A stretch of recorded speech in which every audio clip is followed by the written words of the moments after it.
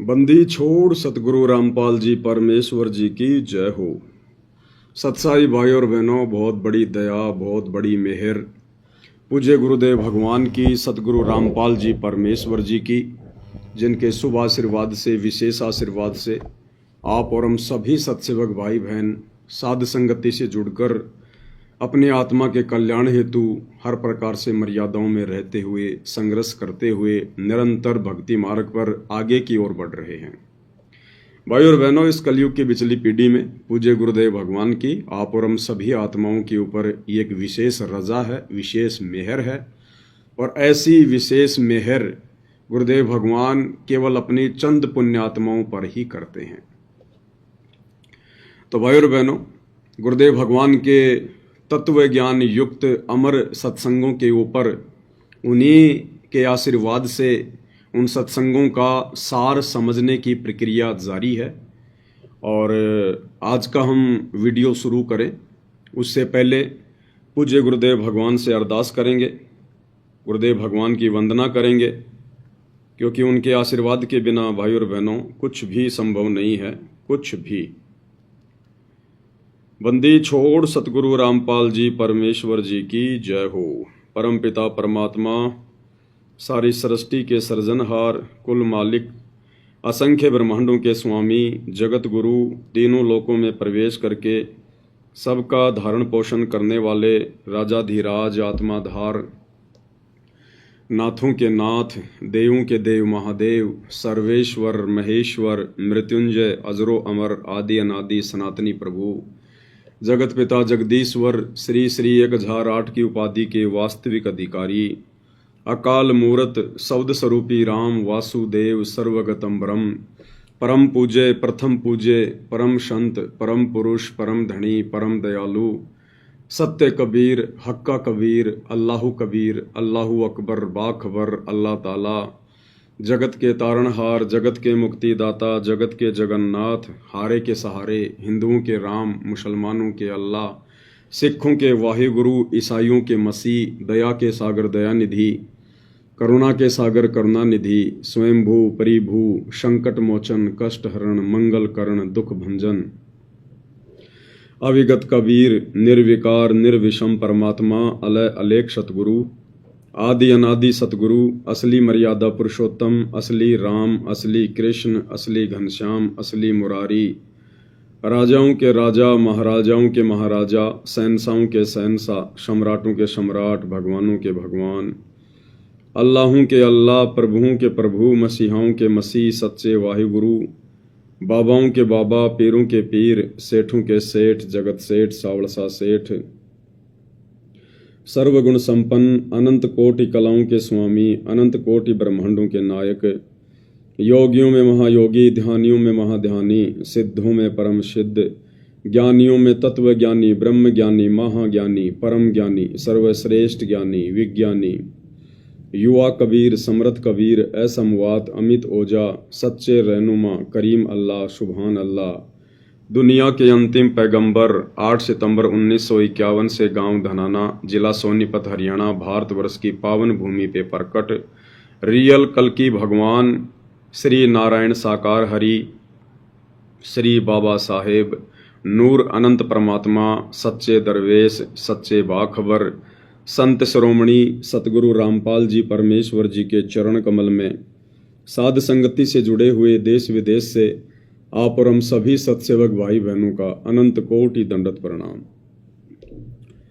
तो भाई और बहनों, पूज्य गुरुदेव भगवान की विशेष रजा के बिना, उनकी विशेष मेहर के बिना साध संगति से जुड़ना या साध संगति से जुड़कर गुरुदेव भगवान के इस अमर तत्व ज्ञान को समझना बेहद मुश्किल है,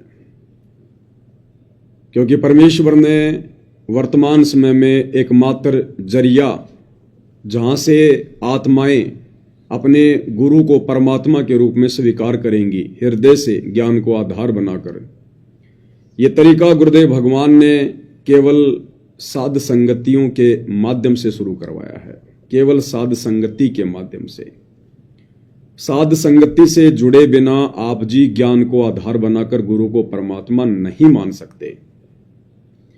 और यदि आपने ज्ञान को आधार बनाकर गुरु को परमात्मा मान भी लिया तो आप जी मर्यादा में रहकर भक्ति नहीं कर सकते। इसलिए परमेश्वर ने अपनी गैर हाजिरी में बरवाला कांड 2014 के बाद हिसार जेल में बैठकर साध संगतियां शुरू करवाई और परमात्मा हिसार जेल में बैठकर यही देख रहे हैं कि मेरे सतलोक जाने के बाद ये आत्माएं किस तरह से मेरे मिशन को आगे बढ़ाएंगी, मेरे मिशन को बर्बाद करेंगी या मेरे मिशन को ऊंचाइयों पर लेकर जाएंगे। इसी बात की रिहर्सल गुरुदेव भगवान वर्तमान में हिसार जेल में बैठकर देख रहे हैं। और निसंदेह भाई और बहनों, दूध का दूध पानी का पानी हो चुका है। गुरुदेव भगवान का कलयुगी परिवार, उनके बेटा बेटी, भाई बंधु, रिश्तेदार, ये कोऑर्डिनेटर, नामदान संचालक, आश्रम संचालक, ये सब के सब गुरुदेव भगवान के मिशन को पाताल में लेकर जा रहे हैं, पाताल में। और परमेश्वर की चंद आत्माएं साथ संगति से जुड़कर गुरु की गैर हाजिरी में इस प्रकार से भय मानकर, डर कर कि जैसे गुरुजी साक्षात हमारे सामने खड़े हैं, पल पल गुरुदेव भगवान हमें देख रहे हैं, हमारे अंग संग हैं, छाया की तरह हमारे साथ में हैं और रहते भी हैं भाई और बहनों। क्योंकि परमेश्वर की वाणी है कि जो बच्चा गऊ की नजर में यूं साईं को संत और भक्तों के पीछे फिरे वो भगत वत्सल भगवंत। वो भगवान गुरुदेव भगवान पल पल अपनी आत्माओं के अंग संग ही रहते हैं और ज्ञान को आधार बनाकर अपने घर को ही अपने सतगुरु की गैर हाजिरी में आश्रम बनाकर और अपने गुरुदेव भगवान को पूर्ण ब्रह्म परमेश्वर सत्य पुरुष कबीर देव मानकर भक्ति कर रहे हैं। तो आज निसंदेह सतगुरु रामपाल जी परमेश्वर जी के सत मिशन को, उनके यथार्थ 13वें कबीर पंथ को उन्हीं के आशीर्वाद से सतसेवक भाई बहन ही समझ पाए हैं, उनके मिशन पर चल रहे हैं और निरंतर मिशन को आगे की ओर गति दे रहे हैं। भाई और बहनों, ये परमात्मा का मार्ग भीड़ का नहीं होता, जहां पर लाखों भगत होंगे, बड़े बड़े आश्रम होंगे, वहां पर बहुत अच्छा ज्ञान होगा, बहुत अच्छी भक्ति होगी, सब लोग मर्यादा में होंगे। ऐसा बिल्कुल भी नहीं है। इस परमेश्वर जी का मार्ग तो भीड़ का है ही नहीं। इस परमेश्वर के मार्ग में भीड़ का कोई काम ही नहीं। और आने वाले समय में भाई और बहनों, कौन वो आत्माएं होंगी जो सतगुरुदेव के मिशन में अपनी विशेष सेवाएं देंगी, तो ये भी छुपा हुआ नहीं है, आप सभी की आंखों के सामने है। तो आप और हमने भाई और बहनों आगामी समय में गुरुदेव भगवान के मिशन में हाथ बटाकर, अपनी सेवा लगाकर, अपने शुभ कर्म बनाने के लिए आज उनकी गैर हाजिरी में एक सच्चा भगत बनना है। सच्चा भगत। और सच्चा भगत बनने के लिए सबसे पहले गुरु को परमात्मा मानना पड़ेगा, गुरुदेव भगवान के ज्ञान को आधार बनाना पड़ेगा।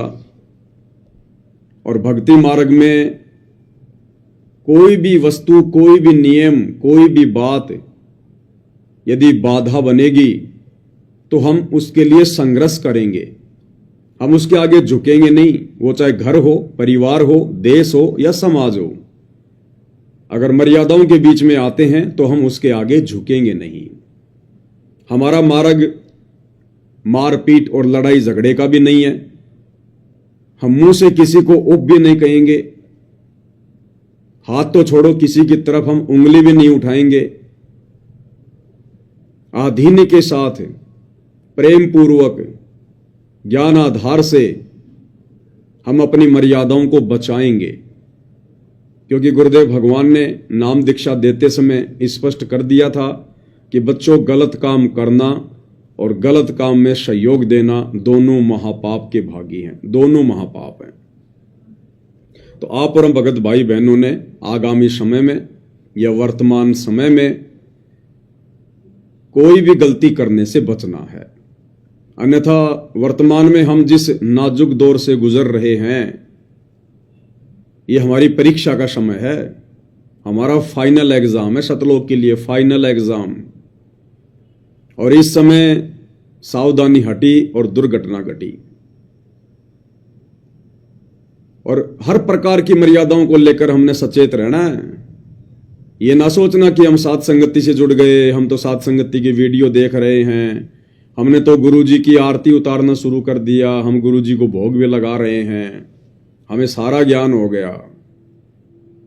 अगर जरा भी अहंकार आ गया, जरा भी यदि आपने नादानी दिखाई, ना समझी दिखाई, काल बिल्कुल तैयार बैठा है हमारी कमजोर नस को पकड़ने की तैयारी में बैठा है कि कहां ये आत्माएं जरा सी गलती करें, छोटी सी गलती करें और उसी समय इनको दबोच लूं, इनकी मर्यादा तुड़वा दूं। कल जब दास लाइव आ रहा था तो लाइव के समय तो दास कमेंट्स वगैरह नहीं देख पाता है, लेकिन बाद में जब दास भंडारा करने बैठता है तो कमेंट्स वगैरह देख लेता है हल्के फुल्के। तो दास ने कमेंट्स देखा था, क्योंकि कल हमारा मैटर चल रहा था कि कर करावे साइया मन में लहर उठा, दादू सिर दर जीव के आप बगल हो जा, कि हर रूप में परमात्मा ही खेल खेलता है। इन तीनों देवताओं के रूप में भी परमात्मा ही अच्छे काम करते हैं, गलत काम काल इनसे करवाता है। तो कल एक फेसबुक आईडी है, सात संगति का लोगो लगा हुआ है, नाम है पप्पू दास। तो उन्होंने एक मैसेज किया, कमेंट्स किया, सतसाई भगत जी पवन दास जी के रूप में भी तो खेल खेल सकते हैं परमात्मा। हालांकि दास ने उनको मैसेज भी कर दिया था। मेरे मैसेज करने से पहले एक बहन है सीता महेंद्र विश्वकर्मा, उन्होंने भी एक कमेंट्स किया था कि भगवान किसी भी रूप में खेल खेलें, लेकिन हमने असली रूप संत रामपाल जी के अतिरिक्त दूसरे रूप में समर्पित नहीं होना है, और ना ही हो सकता जिसको ज्ञान है। बिल्कुल बहुत अच्छी बात कही बहन ने, यही ज्ञान आधार है। दास ने भी कमेंट्स किया था, भगत ऐसा सोचना भी मर्यादा खंडित करने में आता है, खैर चाहते हो तो गुरुदेव से नाक रगड़कर क्षमा मांगो। अब ये भी भाई और बहनों काल का बहुत बुरा षड्यंत्र है ये। मुझ पवन दास के विषय में इतना सा सोचना कि गुरुजी तो पवन दास का भी रूप बना सकते हैं। हाँ, गुरुजी पवन दास का भी बना सकते हैं, आपका भी बना सकते हैं, काल का भी बना सकते हैं।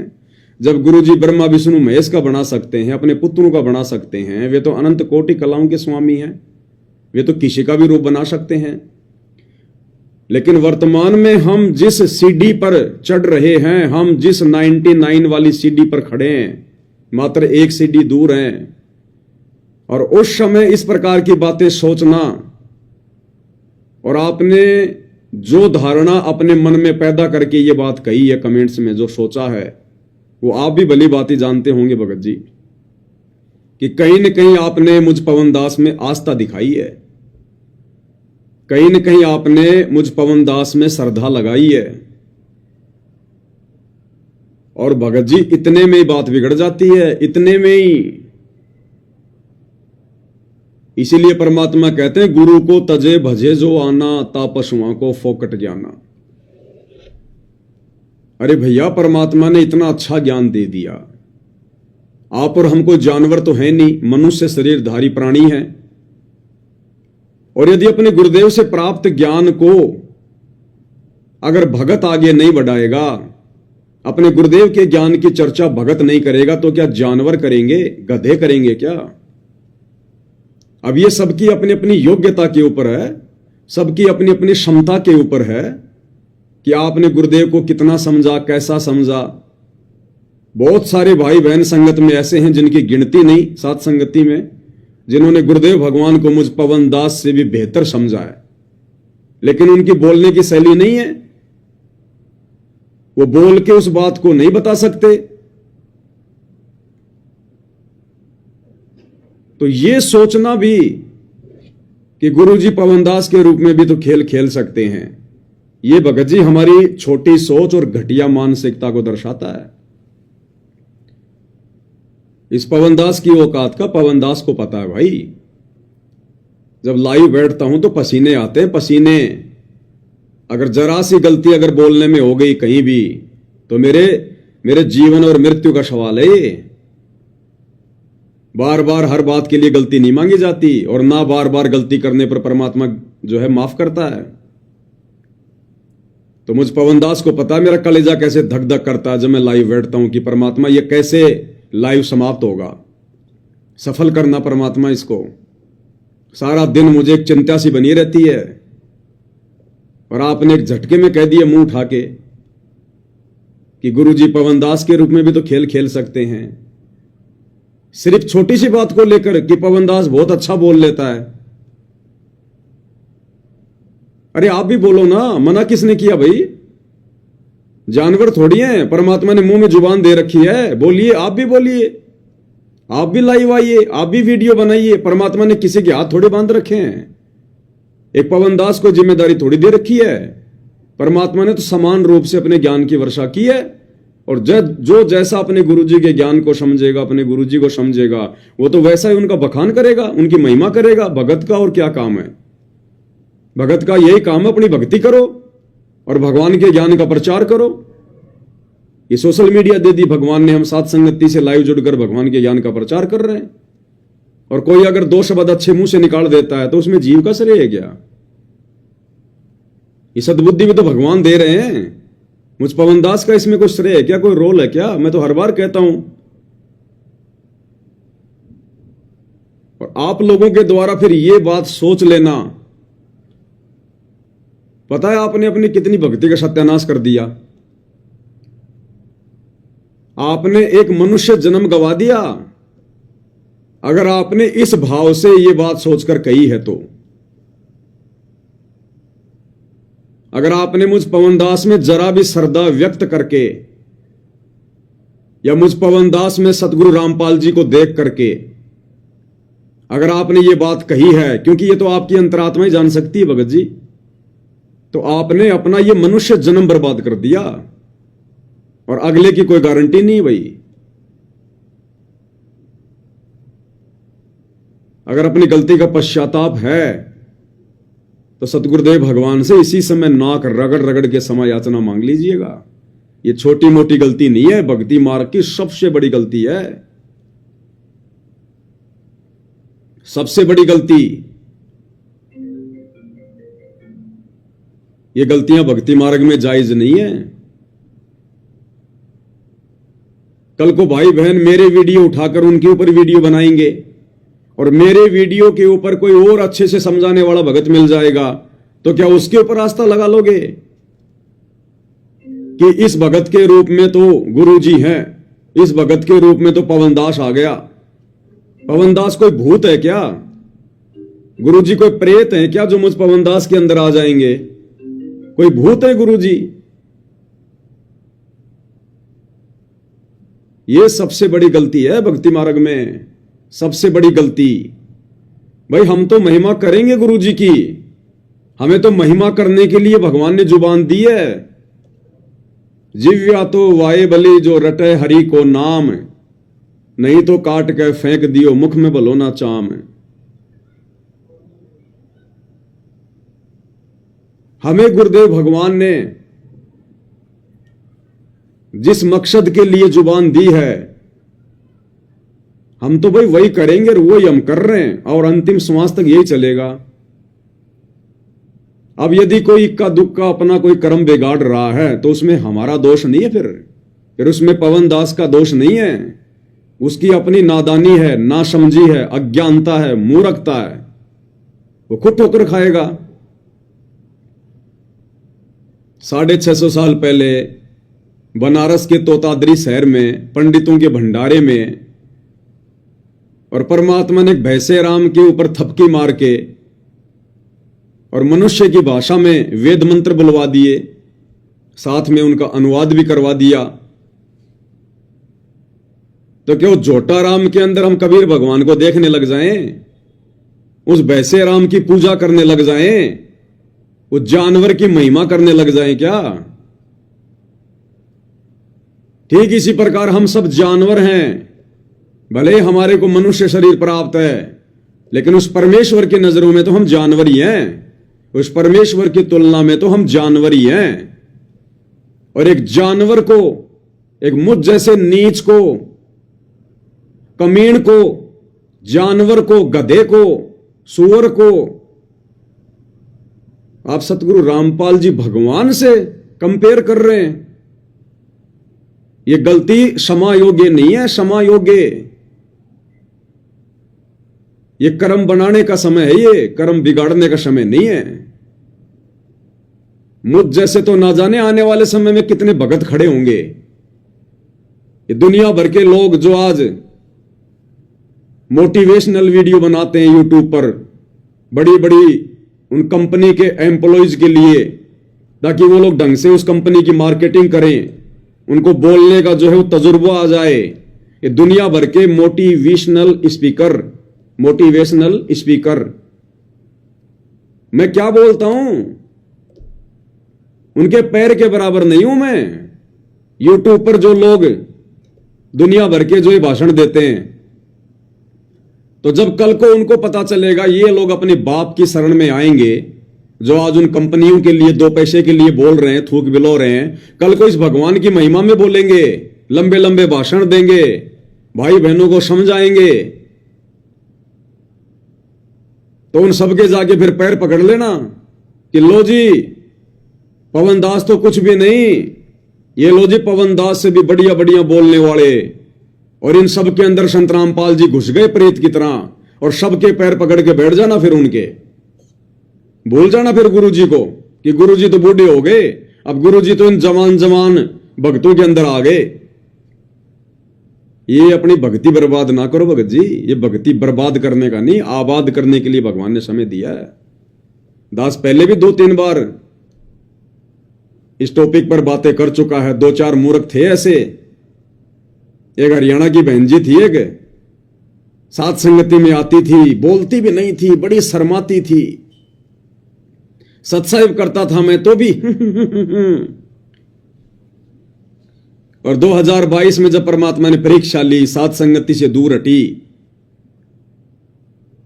और उस समय क्या कहा करती थी, भगत जी आपके अंदर तो मुझे कबीर भगवान दिखाई देते हैं, आप सामान्य व्यक्ति नहीं हो, आप में तो कबीर जी हैं, गुरु जी भी नहीं, कबीर जी, दाढ़ी मूंछ वाला डायरेक्ट। और दास उसको बहुत समझाया करता था कि बहन जी तू मान जा, ये बकवादे नहीं चलती भक्ति मार्ग में। नहीं भगत जी आपके अंदर तो कबीर जी हैं। ठीक है मगु भाई, कबीर जी हैं तो ठीक है, फिर वो कबीर जी बताओगे तने। उस परीक्षा में फेल हो गई, छोड़ गई सात संगतियां, वापस चली गई आश्रमों में, और उसने 50,000 रुपए की सेवा दी थी उस समय। मना करने के बावजूद भी मैंने कहा बहन जी मुझे आवश्यकता नहीं है। बोला ना भगत जी मेरी तो सेवा लगी नहीं अभी तक। मैं लगा दे। मैंने कजोड़ भगत जी के उस समय उनको खाता नंबर दे दिए, उसने सेवा भेज दी। 2022 की परीक्षा हुई, वो फेल हो गई, और उसके बाद में उसके फोन आने लगे मेरे पास में, भगत जी मेरे 50,000 रुपए दो, मेरे 50,000 रुपए। मैंने कहा भैया मेरे बेटे की शादी में दिए थे क्या? मुझे दहेज में दिए थे, दान में दिए थे, सेवा के लिए दिए थे, सेवा में लग गए, मैं किस किस के दूंगा? लोगों ने मुकदमे कर रखे, तू भी कर दे जा। उसके बाद वो तो शेरनी बन गई, जो साथ संगति में आती थी, मेरी तरफ देखकर शर्माया करती थी, बोलती भी नहीं थी। बोले मेरे घर में सारे के सारे पुलिस वाले हैं, तेरी वो दुर्गति करवा दूंगी मैं, तू क्या अपना आपने वो समझा है? मगो भाई तू जिंदाबाद और तेरे पुलिस वाले जिंदाबाद है। वो 50,000 रुपये तो बहन तने मिलने को नहीं, चाहे तू सिर पटक ले। वो तो परमात्मा की सेवा में दिए थे उस समय, तेरे को सद्बुद्धि दे रखी थी भगवान ने, और वो सेवा में लग गए। और ये चाहे तू तेरा आईजी ले आ, चाहे तेरा डीआईजी ले आ, 2 महीने और जेल में बैठ के आ जाऊंगा बहन जी, बढ़िया परमात्मा का भजन कर लूंगा, इससे ज्यादा तो तू कुछ नहीं कर सकती। फिर उसके फोन आने बंद हुए। तो भाई जब ये काल सिर पे बैठ जाता है ना भगत जी, कुछ भी सोचने नहीं देता है, तो कहीं ना कहीं आपकी मर्यादा खंडित है। जो आपने इतना बड़ा दोष देख लिया अपने भगवान में। ये छोटी मोटी गलती नहीं है, भक्ति बर्बाद करने वाली गलती है ये। पवन दास में परमात्मा, मुझ दास को पता है मेरी औकात का भगत जी। हम ऐसे तो मार खाते आ रहे हैं युगों युगों से। आज से पहले उन पंडितों में जिनके मोटे मोटे पेट थे, लंबी लंबी जिनकी जटाएं थी, हम उनको भगवान मान के पूज रहे थे कि इनमें ब्रह्मा विष्णु महेश घुसे हुए हैं। भगवान ने तत्व ज्ञान देकर उनसे पीछा छुटवाया, तो हमारे जैसे जानवरों में तुम जो है भगवान देख रहे हो। भाई ये बुद्धि भ्रष्ट है, बुद्धि भ्रष्ट। आपकी मर्यादा टूटी है कहीं ना कोई ना कोई, नहीं तो ऐसे गंदे विचार आ नहीं सकते मन में। तो ये भाई और बहनों बहुत सावधानी रखने की आवश्यकता है। ये काल ऐसे ठगेगा, जरा सा पॉइंट देखेगा, जरा सा पॉइंट, मुंह खोल के खड़ा है। तो भाई और बहनों, गुरुदेव भगवान के आशीर्वाद से, उनकी विशेष रजा से हमें परमेश्वर ने जो मौका दिया है साध संगति के माध्यम से अपनी आत्मा को चार्ज करने का, अपनी आत्मा को दृढ़ करने का, संघर्ष करते हुए भक्ति मार्ग पर आगे बढ़ने का, हम अपने मकसद को बिल्कुल भी ना भूलें। और जो भी शंकाएं हमारे मन में हों, हम प्रत्येक शंकाओं का समाधान कर लें, क्योंकि शंका रहित होकर ही हम दृढ़ता से भक्ति मार्ग पर आगे बढ़ सकते हैं। परमात्मा कहते हैं, मां मुंडू उस संत की जिससे संसा न जाए, और काल कहात है थोड़े शंका सब जग खाए। ये काल तो खाली लाखों को खाता है रोजाना, लेकिन शंका तो रोजाना करोड़ों को खा रही है, करोड़ों को। और गुरुदेव कहते हैं, शंका सूल बबूल है, सूल के कांटे की तरह है शंका। अगर मन में उत्पन्न हो गई, जब तक निकलेगी नहीं, हम भक्ति नहीं कर सकते। तो परमेश्वर ने एक मौका दिया, हमें एक मंच बनाकर दिया गुरुदेव ने, साध संगति। इसके माध्यम से हम अपनी शंकाओं का समाधान करवा सकते हैं, क्योंकि यहां जो भी शंका का समाधान होता है गुरुदेव के तत्व ज्ञान आधार से होता है। भले ही परमात्मा ने आपके सामने पवनदास के रूप में एक ये छोटा सा यंत्र खड़ा कर रखा है, लेकिन समाधान गुरुदेव के ज्ञान आधार से, उनके सत्संग दिखा दिखा कर। तो गुरुदेव भगवान चाहते हैं कि अब मेरा सिर खाने से अच्छा है, हिसार जेल से बाहर आने से पहले पहले शंका रहित हो जाओ, गुरु में परमात्मा देख लो, ताकि फिर भक्ति मार्ग में आगे बढ़ा जाए। तो अब परमात्मा आएंगे तो पंचायत लेके नहीं बैठेंगे, एक एक भगत की शंकाओं को लेकर नहीं बैठेंगे गुरुदेव। ये ब्रह्मा विष्णु महेश के माता पिता नहीं दिखाएंगे भगवान, अब जो भी दिखाना था दिखा दिया। अब गुरुदेव अपने मिशन को आगे कैसे जो है वो गति देनी है, परमात्मा उसके विषय में सोचेंगे। कैसे परमात्मा ने इस मार्ग को सेट करना है, ताकि उनकी गैर हाजिरी में, उनकी अनुपस्थिति में हजारों वर्षों तक ये मार्ग निर्बाध रूप से चले, परमात्मा उसके लिए अपनी प्लानिंग करेंगे। तो व्हाट्सएप पर किसी भगत भाई ने दास को एक छोटा सा वीडियो भेजा, और उन्होंने कहा कि भगत जी मुझे एक शंका हो गई है, इसको लेकर अगर परमात्मा आपको प्रेरणा करें तो ज्ञान आधार से आप इसका समाधान कीजिएगा। और शंका क्या थी? गुरुदेव भगवान ने एक सत्संग में कहा कि जैसे हम लोग ये फिनाइल वगैरह से बाथरूम साफ करते हैं, पोंछा वगैरह लगाते हैं, या जैसे हम बीमार हो जाते हैं तो हम लोग इंजेक्शन लगवाते हैं, टैबलेट खाते हैं, दवा खाते हैं, तो वो दवा क्या करती है शरीर में जाकर, जो हानिकारक जीवाणु होते हैं उनको मारती है। अगर हम इंजेक्शन नहीं लगाएंगे, टैबलेट नहीं खाएंगे, उपचार नहीं करेंगे, तो वो जीवाणु जो हानिकारक हैं वो फिर हमें मार देंगे, और हम मर गए तो फिर भक्ति कैसे करेंगे। तो इसी संदर्भ में आगे गुरुदेव ने कहा कि जैसे कोई हिंसक जानवर है, कोई भेड़िया है, कोई सर्प है, कोई सांप है, अगर वो आपके घर में घुस जाए तो पहले तो उसको प्यार प्रेम से निकालो, फिर भी यदि वो नहीं निकल रहा है तो फिर उसको मार दें। उसको मारने से फिर पाप नहीं लगेगा। तो एक भगत जी को शंका हो गई, और शंका भी भाई और बहनों जाहिर है, क्योंकि अब साथ संगति से जोड़कर गुरुदेव भगवान ने हमें जिस पायदान पर पहुंचा दिया है, इस पायदान पर तो हम चींटी को भी नहीं मार सकते, चींटी को भी। सर्प तो बहुत लंबी चौड़ी चीज है, हम उसको कैसे मार सकते हैं। तो भगत के मन में जरा सी शंका होगी कि गुरुदेव ने जो कहा वो भी सत्य है, अगर मार देंगे तो उसका पाप भी नहीं लगेगा क्योंकि भगवान कह रहे हैं। लेकिन गुरुदेव ने ज्ञान ऐसा दे दिया, हम मार भी नहीं सकते। तो इसका कोई बीच का रास्ता, इसका कोई समाधान। तो देखो भाई और बहनों, पहले हम पूज्य गुरुदेव भगवान के मुख कमल से छोटा सा ये सत्संग सुन लेते हैं 56 सेकंड का। लगाते हो, आपका उन जीवों को मारना उद्देश्य नहीं है, उन हानिकारक जीवों से बचने का उद्देश्य है। आपकी बॉडी में कोई डिफेक्ट होता है, कोई रोग लगता है, तो जीवाणु ही होते हैं वहां जो आपकी बॉडी को नाश करने पर तुले हुए होते हैं। उनके लिए जो गोली टैबलेट हम खाते हैं, औषधि खाते हैं, वो जीवाणुओं को मारती है।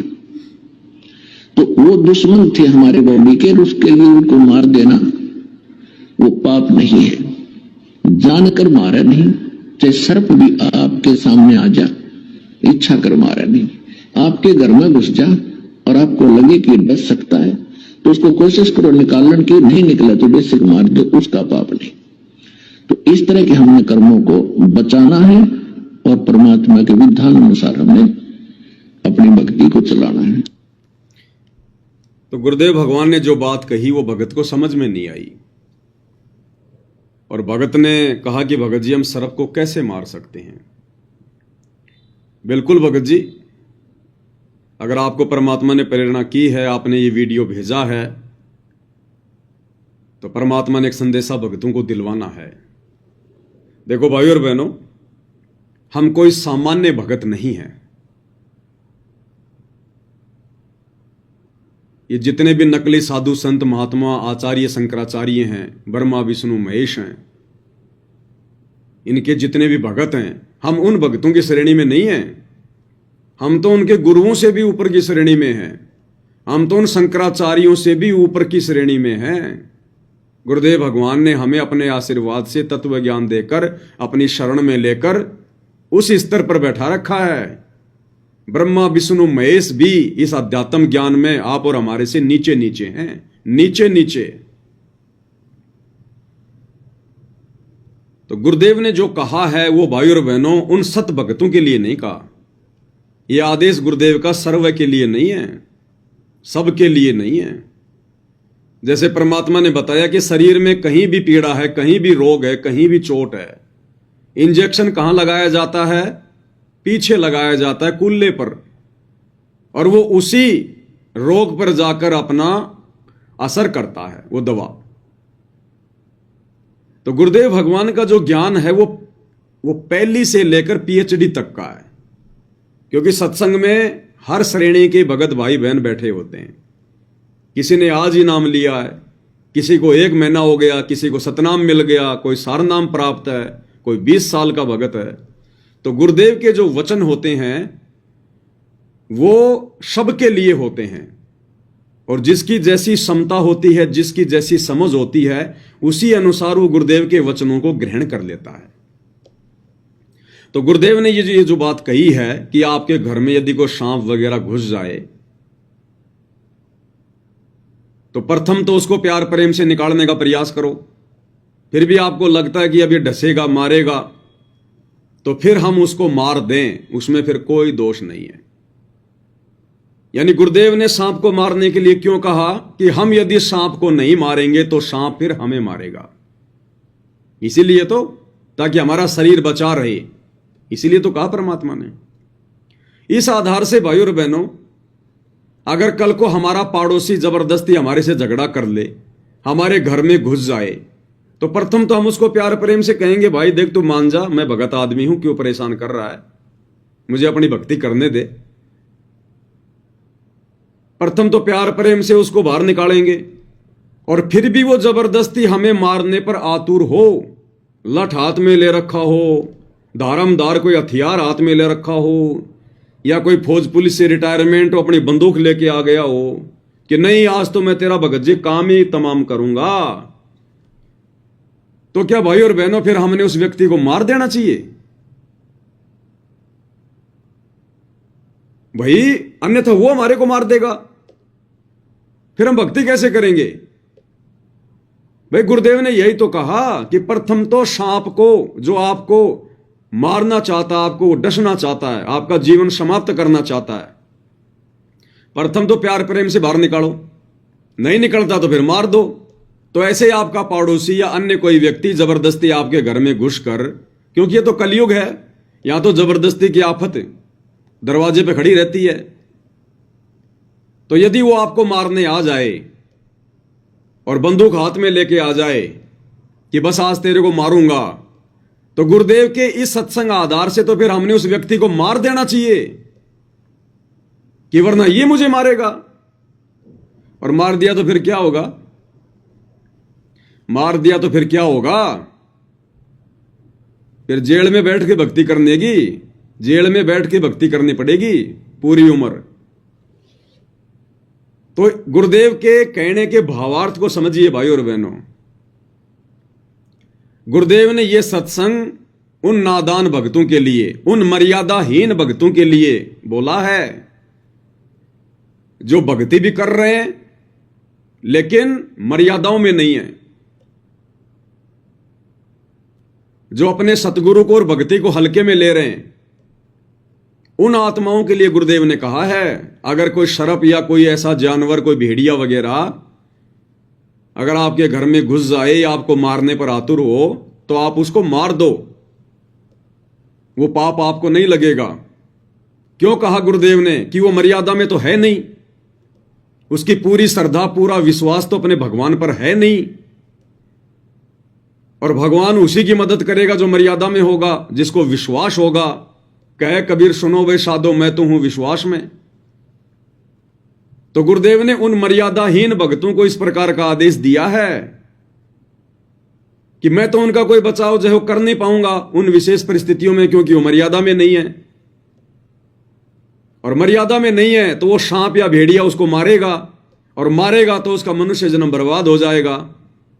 इससे अच्छा है उस सांप को, भेड़ियों को वो मार दे, कम से कम उसका शरीर तो बचा रहेगा, टूटी फूटी भक्ति तो करता रहेगा।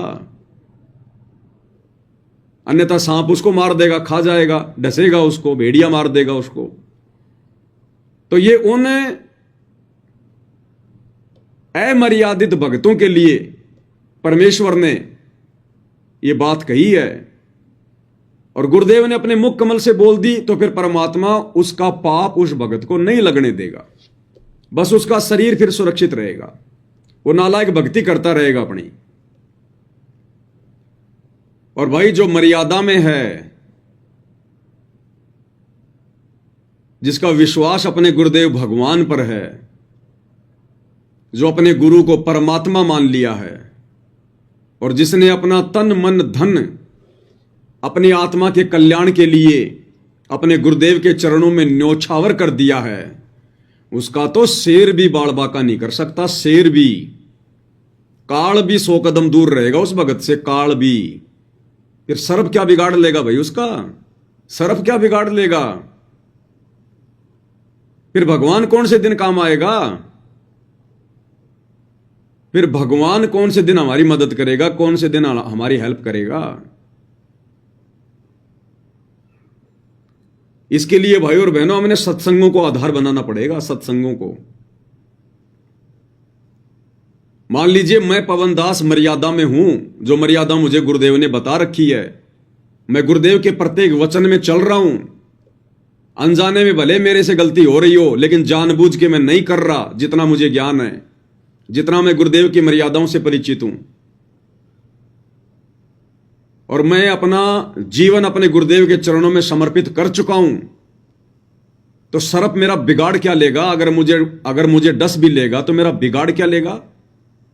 वो जहर मेरे ऊपर असर ही नहीं करेगा, क्योंकि गुरुदेव ने कह रखा है कि जो मर्यादित भगत है उनके ऊपर काल का विधान लागू नहीं होता। तो ये सर्प से डसना, अकाल मौत होना, ये काल का विधान है, ये मर्यादित भगत के ऊपर लागू नहीं है।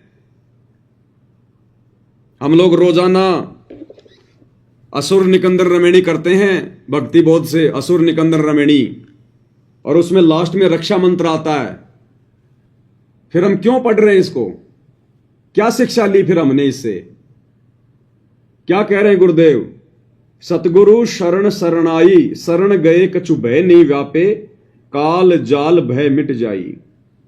यानी सतगुरु की शरण में आने के बाद अगर आप मर्यादा में रह के भक्ति कर रहे हैं तो काल का जाल उस भगत के ऊपर से हट जाता है। कोई भय उस भगत को व्याप्त नहीं होता, सारा काल का भय और जाल मिट जाता है, सतगुरु समाप्त कर देता है। उस आत्मा को सतगुरु काल के विधान से बाहर कर देता है। रोग शोग छल छिद्र न व्यापे, सन्मुख न ठहराई। रोग यानी कोई भी शारीरिक रोग जैसे कैंसर वगैरह, एड्स वगैरह, अन्य जो लाइलाज बीमारियां हैं, या ऐसा कोई भयंकर रोग या बीमारी जो भगत की भक्ति में बाधा बन जाए, ये उस मर्यादित भगत के आसपास भी नहीं फटकेगी। शोग यानी कभी भी उस भगत को कोई दुख नहीं हो सकता, घर में कोई अकाल मृत्यु नहीं हो सकती, घर में कभी कभी कोई अमंगल नहीं हो सकता जिस कारण से उस घर में शोक का माहौल बन जाए। रोग शोग छल छिद्र न व्यापे। छल छिद्र, हमारे ऊपर कोई भी जादू जंत्र वगैरह काम नहीं करेगा। हमारे साथ में कोई कितना भी धोखा क्यों ना करो, जंत्र मंत्र क्यों ना करवाओ, संसार का सबसे बड़े से बड़ा कोई बाबा बंगाली क्यों ना आ जाए, जो दीवारों पे लिखा होता ना, वशीकरण मंत्र बाबा बंगाली फलाना दिखना, वो बाबा बंगाली का बाबा भी क्यों ना आ जाए, सतगुरु रामपाल जी परमेश्वर जी के मर्यादित भगत पर उसका कोई जंत्र मंत्र काम नहीं करेगा। सन्मुख ना ठहराई, सामने भी नहीं ठहर पाएगा उसका जंत्र मंत्र सतगुरु रामपाल जी के मर्यादित भगत पर। और जहर अग्नि तन निकट न आवे, दूरी जात रंगाई। जहर और अग्नि उस भगत के निकट भी नहीं आ सकती। अब सांप काटेगा तो आदमी जहर से तो मरेगा, तो फिर हम क्यों मारेंगे सांप को? अगर वो काट भी लेगा तो शरीर में क्या फैलाएगा? जहर। और गुरुजी क्या कह रहे हैं कि जो मेरा मर्यादित भगत होगा, जहर और अग्नि तन निकट न आवे, तन यानी शरीर, मेरे भगत के निकट भी नहीं आ सकता। जहर और अग्नि यानी जहर और अग्नि से मेरे भगत की मृत्यु नहीं हो सकती। दूरी जात रंगाई, दूर भाग जाएंगे। वीर बेताल बाण ना लागे, यम के कोट डहाई। इस काल के द्वारा छोड़े गए उसके जो हलकारे हैं, जो काल की जो शक्तियां हैं, वीर बेताल भैरव भूत, ये पितर, ये प्रेत, कहते ये निकट भी नहीं आ सकते। इनका कोई भी तीर, ये कोई भी जो शक्तियां हैं जो काल की, ये भगत को नुकसान नहीं पहुंचा सकती। जम के कोट डहाई, कोट यानी उसका किला, जम यानी काल, डहाई यानी ढह जाएगा, काल का वो किला भी ढह जाएगा। 98 पुण्य मोठ ना लागे, उल्ट तही दरखाई। 98 प्रकार के जादू जंत्र होते हैं, वशीकरण होते हैं दूसरों को पीड़ा देने के लिए, ये मूठ वगैरह। तो कहते 98 पुण्य मोठ ना लागे, सतगुरु रामपाल जी के मर्यादित भगत पर ये 98 प्रकार के जंत्र मंत्र भी फैल हो जाएंगे। उल्ट तही दरखाई, जो हम पर मूठ वगैरह छुड़वाएगा या करवाएगा, उल्टा उसी के ऊपर जाकर वो जंत्र मंत्र काम करेंगे, उल्टा उसी को पीड़ा देंगे। बैर करे सोए दुख पावे, सुरती शब्द मिल जाई। भगत के साथ अगर कोई बैर करेगा, ये भगतों की बात हो रही है, मर्यादित भगतों की, उन भक्तों की नहीं जिन्होंने खाली सतगुरु रामपाल जी से उपदेश ले लिया, गले में लॉकेट लटका लिया, हाथ में रक्षा सूत्र बांध लिया, मुंह में सत साहेब, और मर्यादा कोई है नहीं, राजनेताओं की रैलियों में धक्के खा रहे हैं। तो वो तो केवल अपने संस्कार आधार से बचेंगे, सतगुरु उनकी रक्षा नहीं करेगा। अगर किसी पर आपत्ति आ भी गई, अगर वो बच भी गया, तो सतगुरु उसके संस्कार से करेगा, उसकी वर्तमान भक्ति से नहीं करेगा। सुरती शब्द मिल जाई, यानी भगत की तो भक्ति आगे बढ़ेगी, उसकी सुरती आगे को बढ़ेगी, लोग चाहे उसके साथ कितना ही बैर भाव क्यों ना करें।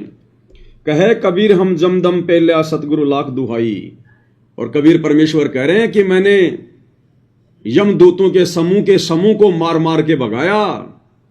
कहे कबीर हम जमदम पे लिया, सतगुरु लाख दुआई, सतगुरु दुआई दे रहे हैं कि मेरी बात पे यकीन करना, विश्वास करना, साक्षी मानना इस बात को।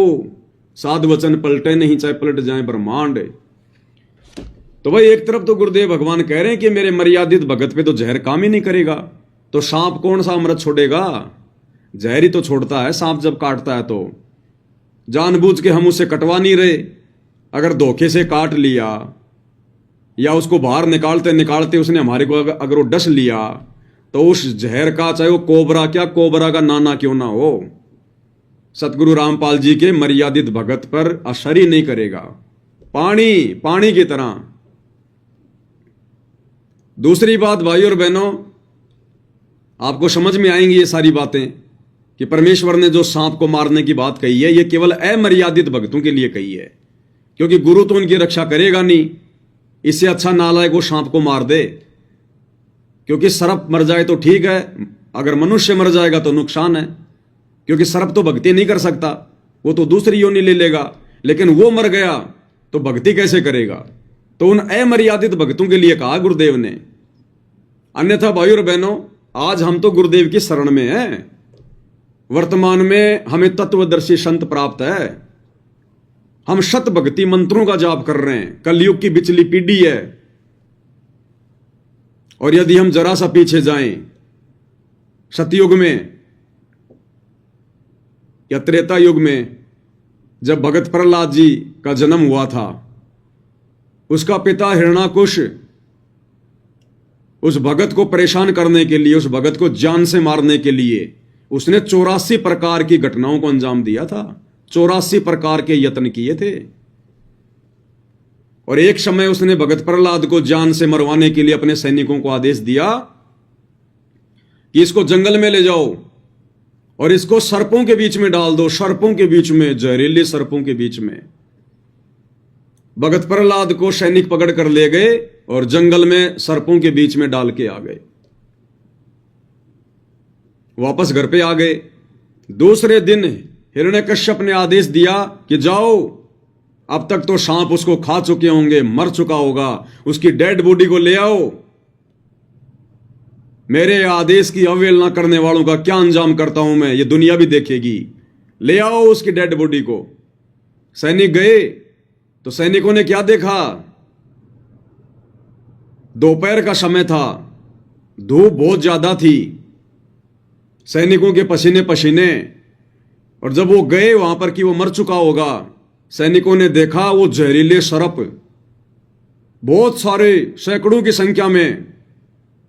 और भगत प्रहलाद के ऊपर अपने फण उठाकर छाया करके बैठे थे, छाया करके। भगत प्रहलाद के चारों तरफ अपने फण उठाकर छाया किए हुए थे वो सर्प, छाया, कि भगत को कहीं कोई गर्मी ना लग जाए। फिर आज हम सर्प क्यों मारेंगे?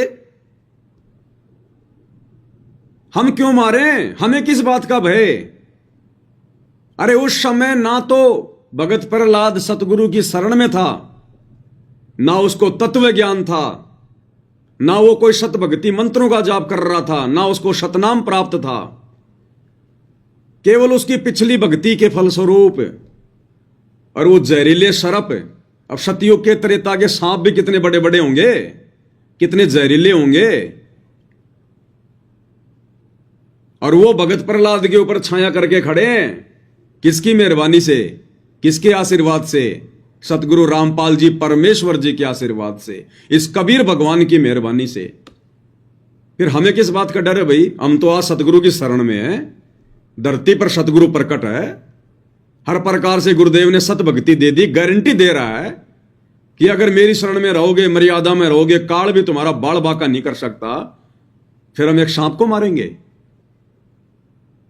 फिर हमसे बड़ा अज्ञानी और मूर्ख भगत कौन होगा? ये उदाहरण दिए भगवान ने, सत्संग इसीलिए किए ताकि जब हमारे सामने ऐसी धर्म संकट की स्थिति उत्पन्न हो जाए तो हम मर्यादा तोड़ने से बचें। अरे और तो छोड़ो, अरे मीराबाई ने तो जहरीले शराब का और जहरी पी लिया था भगवान का नाम लेकर। परमात्मा पे विश्वास करके उसके देवर ने, राणा ने जहरीले सर्प का विष मंगवाया था कि जीभ पर रखते ही मर जाए। अरे आजकल के सांप तो यूरिया, क्योंकि खेती सब यूरिया हो गई। अब चूहे क्या खाएंगे? फसल खाएंगे, कीड़े मकोड़े खाएंगे, चारों तरफ यूरिया यूरिया है। सांप उन चूहों को खाएंगे, चारों तरफ यूरिया यूरिया है, पेस्टिसाइड है। आजकल के तो सर्पों का जहर भी निष्क्रिय हो चुका है। और मीराबाई को जिस सर्प का जहर मंगवाकर मारने का प्रयास किया गया था, वो कितना जबरदस्त जहर था। और अपने भगवान पर विश्वास करके उसने तो जहर पी लिया था। वो तो बेचारी इतने सत्संग भी नहीं सुनती थी, लेकिन उसने विश्वास किया। वो जहर उसका बाल विवाह का नहीं कर पाया, क्योंकि मालिक की वाणी है, जहर अग्नि तन निकट ने आवे दूरी जात रंगाई।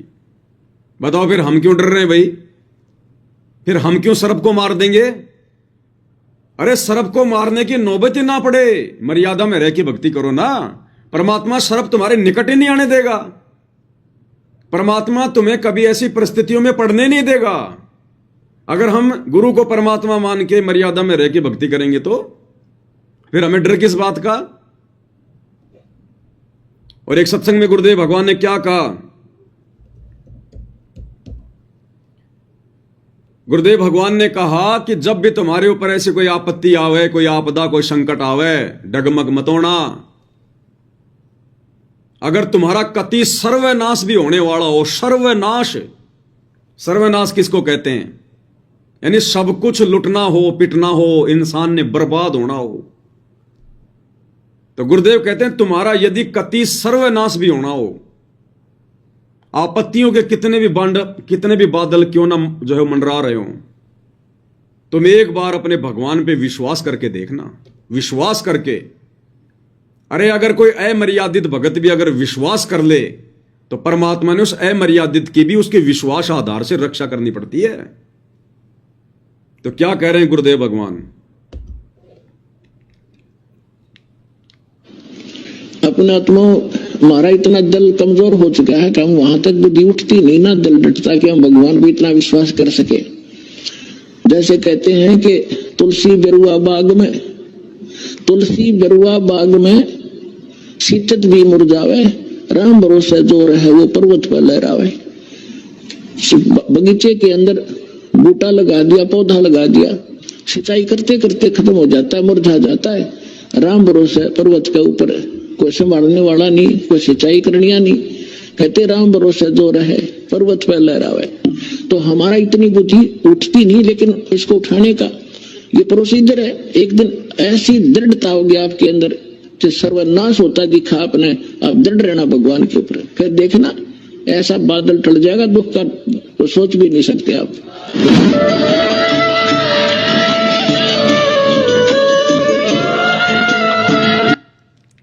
तो गुरुदेव भगवान कहते हैं चाहे कति तुम्हारा सर्वनाश क्यों ना होना हो, तुम विश्वास रखना, दृढ़ रहना। भगवान आपत्तियों को ऐसे टाल देगा जैसे बादलों को हवा ले जाती उड़ा के। तो भक्ति विश्वास की है भाई, मर्यादाओं की भक्ति है। चलो आज तो घर में सांप आ गया और हमें मारने का प्रयास कर रहा है, सांप को तो मार दिया। अब ये आदत रहेगी फिर हमारी, फिर हमारा विश्वास कहां बना गुरुदेव पर? फिर कल को ये शरीर छोड़कर जब त्रिकुटी की यात्रा करेंगे तो यम के दूत भी आएंगे, वो भी मारने के लिए आएंगे। उनका सामना करके दिखाना, फिर उनका सामना करके दिखाना, उनको मार के दिखाना। सांप को तो मार दे, कोई बड़ी बात नहीं है, वो तो मर जाएगा बेचारा। उन यम के दूतों को मार के दिखाना, फिर उनसे कैसे लड़ेगा? भक्ति से लड़ेगा ना। अपना सुमरण शुरू करना है ना। तो जब तू यहां पर अपना सुमरण करेगा, भक्ति करेगा, मर्यादा में रहेगा, तो परमात्मा तेरा नुकसान होने देगा यहां पर।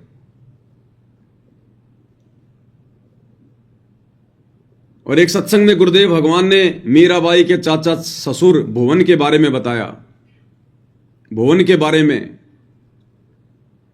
भुवन राणा का महामंत्री था और उसको शिकार भी खेलने के लिए जाना पड़ता था।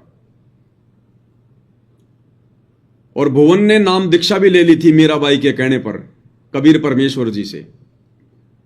एक दिन भुवन शिकार खेल कर आया, वापस आकर मीराबाई को बताने लगा कि आज मैंने एक गर्भवती हिरण को मारा, एक ही तलवार के झटके में 2 टूक कर दिए मैंने, गर्भवती थी।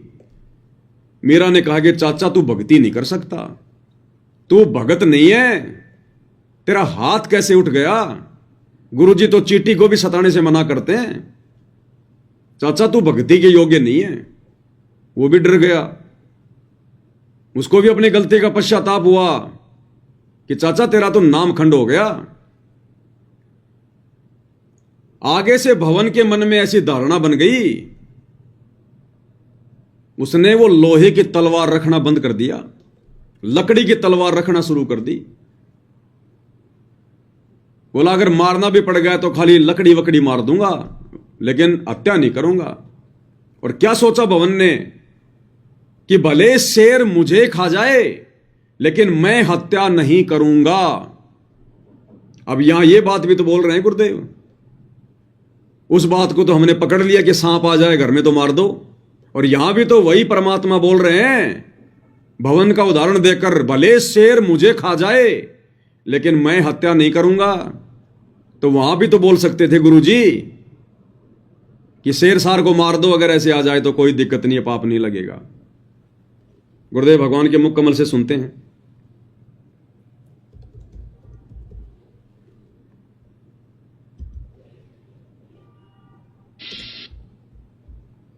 क्या कह रहे हैं गुरुदेव भगवान? तो कुछ दिन पहले वो महामंत्री था, ये क्या नाम है, भवन जो है इसका महामंत्री था, किसका? राणा का, क्योंकि अपना कॉन्फिडेंस चाचा उसने महामंत्री रखा था। और एक बार वो राणा के साथ भवन उनका महामंत्री, तो उसने गर्भवती मृगणी को काट दिया था। गर्भवती मृगणी उसकी तलवार पे शिकार कर दी थी, और वो तड़प तड़प कर मां बेटा दोनों मर गए थे। उस दिन के बाद वो मीराबाई से आकर उसने बताया कि बेटी आज मेरे से ये गलती होगी। मीराबाई ने कहा चाचा तेरे जुल्म कर दिया, अब भक्त नहीं बन सकते, अब भक्ति नहीं कर सकते, ऐसे नरसंहार करते हो, आपके बच्चे ने, आपकी पत्नी ने कोई काटे गर्भवती को, कैसा दुख हो। उसके बाद वो भवन भगत बन गया था और मीराबाई का हर संकेत समझने लग गया था। और मीराबाई ने उसको भी कबीर परमात्मा से वहां उपदेश दिला दिया था, तो वहां वो भक्ति कर रहा था। उसके बाद उसने क्या किया कि राजा के साथ नहीं जाऊंगा तो ये नाराज होगा, तो भवन ने अपनी तलवार काट की बनवा के और म्यान में फिट कर ली थी कि आगे से मान ले इसके साथ जाना भी पड़ जाएगा, तो कोई शिकार करना भी पड़ गया तो उसने लकड़ी की मार मूर दूंगा, वो बेहोश हो जाएगी, इसलिए नौराजी हो जाएगा, शिकार खेल लिया। और अब आगे क्या कह रहे हैं? भले शेर मुझे खा जाए मैं नहीं मारूंगा, हिंसा ना होगी, फिर ठीक हो जाएगी। कि मैं ना किसी को मार दूं, बेशक मुझे ही शेर खा जावे, इस दृष्टिकोण से काट की तलवार डाल ली। एक दिन उनके दूसरे मन, तो ये भी तो गुरुदेव भगवान ही बोल रहे हैं कि बेशक शेर मुझे खा जाए लेकिन मैं हत्या नहीं करूंगा, और हम एक छोटे से सांप से डर गए। तो भाई और बहनों, गुरुदेव भगवान का सत्संग, एक ही सत्संग परमात्मा कई प्रकार से एक ही सत्संग के माध्यम से चोट करते हैं। सतगुरु निकले शिकार पर लेकर तीर कमान। अब सतगुरु कोई जानवरों का शिकार थोड़ी करता है जो तीर कमान लेके निकलेगा। सतगुरु निकले शिकार पर, यानी अपने इस तत्व ज्ञान को देने के लिए, काल के लोक से भक्तों का शिकार करने के लिए। अरे शिकार करके कहां ले जाते हैं? अपने घर पर। तो सतगुरु काल से, जो हम यहां पर जो फंसे पड़े हैं भगत, इनका शिकार करेंगे अपने तत्व ज्ञान रूपी बाणों से, अस्त्र शस्त्र से, और फिर अपने घर सतलोक लेकर जाएंगे। सतगुरु निकले शिकार पर लेकर तीर कमान, मूर्ख मूर्ख जल मरे कोई बच गए संत सुजान। तो जो मूर्ख मूर्ख हैं वो तो रह जाएंगे ये काल के जाल में, वो नहीं समझ पाएंगे। और जो संत सुजान होंगे, जो ज्ञानी आत्मा होंगी, उनको परमात्मा शिकार करके ले जाएगा। तो भाई और बहनों, यदि हम मर्यादा में हैं,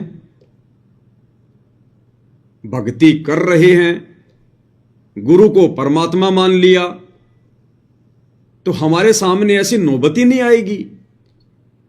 और अगर ऐसी नौबत आ भी गई तो भगत का कभी हाथ नहीं उठता, भगत का हाथ नहीं उठता।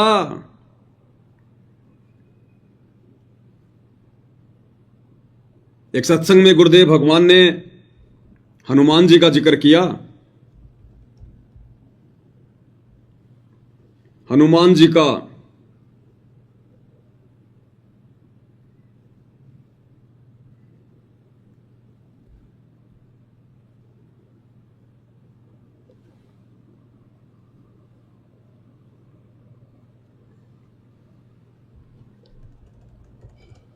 दास देखता है सत्संग है या नहीं है।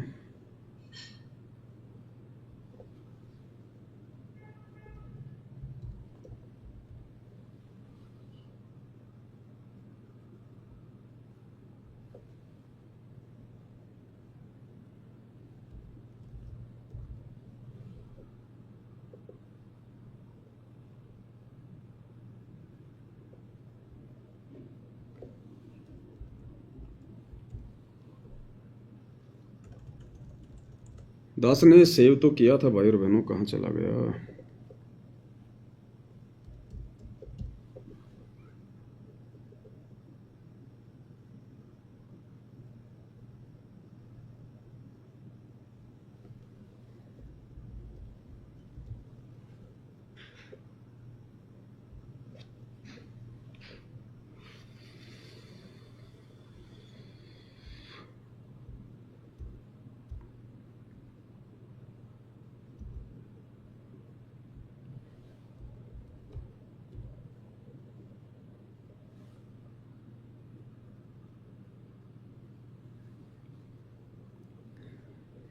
अभी दास के पास सेव नहीं है वो सत्संग।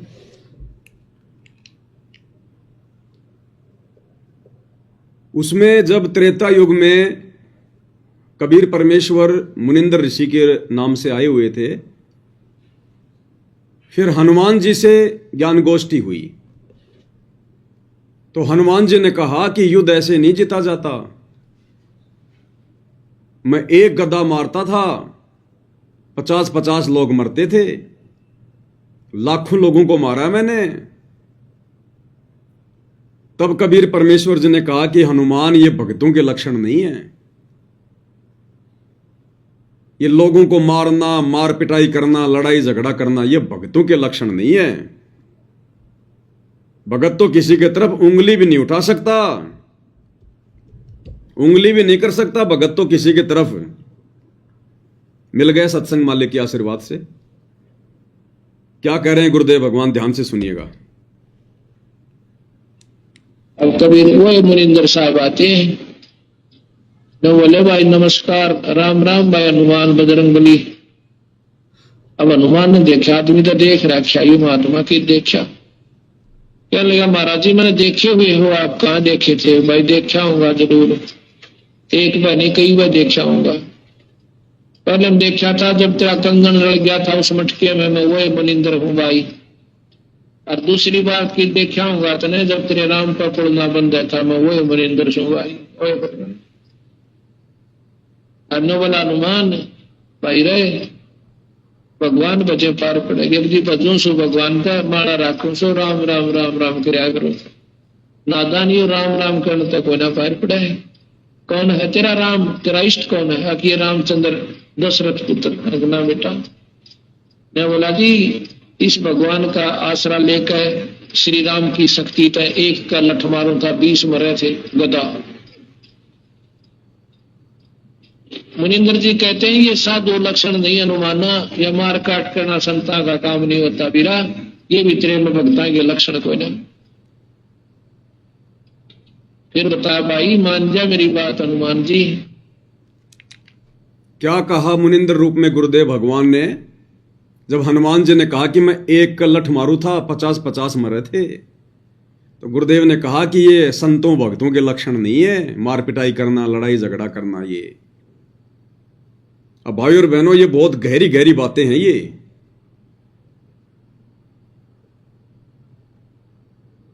बहुत सारे भगत भाई बहन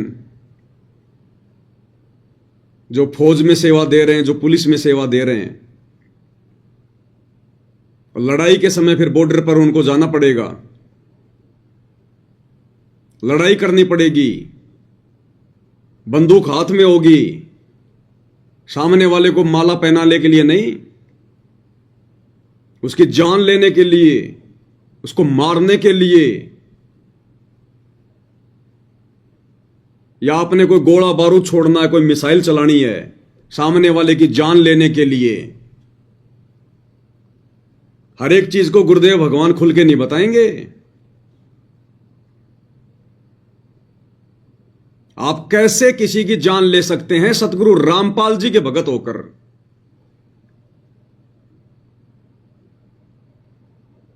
खाली 40-50 हजार रुपए की तनख्वाह के लिए, और आप मनुष्य को मारोगे। और सामने कौन है, किसको मारोगे? जिन जिन देशों का बॉर्डर लगता है, और वहां पर कौन लड़ाई करेगा? आप जैसे ही बेचारे निर्दोष। आप अगर भगत हो सतगुरु रामपाल जी के, फौज पुलिस में हो और लड़ाई करने के लिए बॉर्डर पे चले गए, तो दूसरे देश से भी तो बेचारे सैनिक ही आएंगे। वो भी तो आपकी तरह ही हैं। और उनमें यदि तुम्हारा कोई भगत भाई हुआ तो, अरे अब तो हर देश में गुरुदेव के भगत हैं। पाकिस्तान में भी जो है सतगुरु रामपाल जी के भगत हैं, आर्मी में भी बहुत हैं पाकिस्तान में। और भारत पाकिस्तान की हो गई लड़ाई, छिड़ गया युद्ध, और भारतीय सेना में सतगुरु रामपाल जी का भगत, और उधर से पाकिस्तान की सेना में भी सतगुरु रामपाल जी का भगत। इधर से तो वो तान के खड़ा बंदूक अपने गुरु भाई पर, उधर से वो तान के खड़ा बंदूक अपने गुरु भाई पर। नालायको, ये तत्व ज्ञान है क्या? और भगत ना भी हो सामने तो किसको मारोगे तुम? मनुष्य मारोगे। जैसे तुम एक जिम्मेदारी के तहत खड़े हो, वो भी तो एक जिम्मेदारी के तहत खड़ा है। दुश्मनी क्या है? ये परमेश्वर हर बात के लिए संकेत नहीं करेंगे। तुम कैसे मनुष्य मार सकते हो भगत होकर? भगत तो चींटी भी नहीं मार सकता, और तुम जानबूझकर मार रहे हो। पता है तुम्हें कि वो भी मेरे जैसा किसी मां का बेटा है, निर्दोष है। कैसे मार दोगे?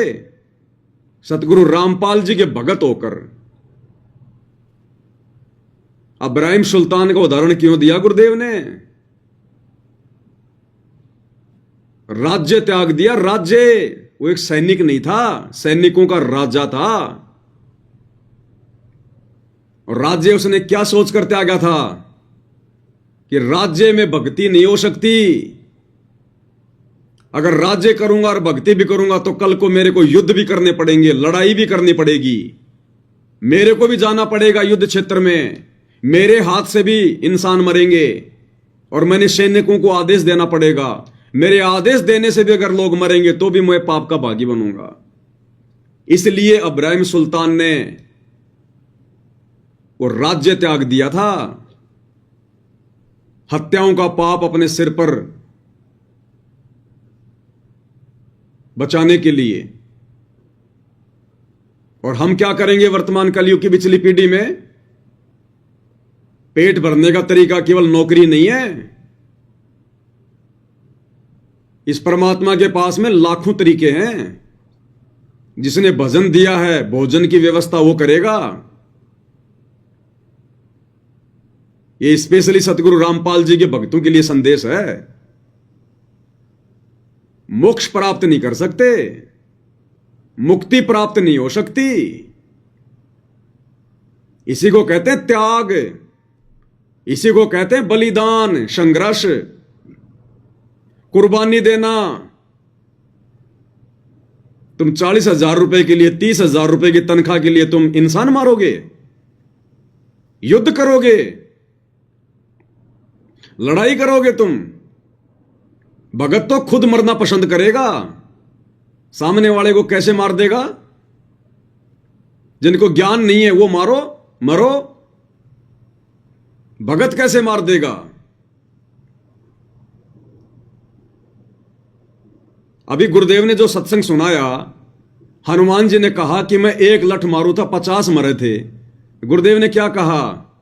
ये संतों के लक्षण नहीं, हनुमान भक्तों के लक्षण नहीं, ये मार पिटाई मार काट करना।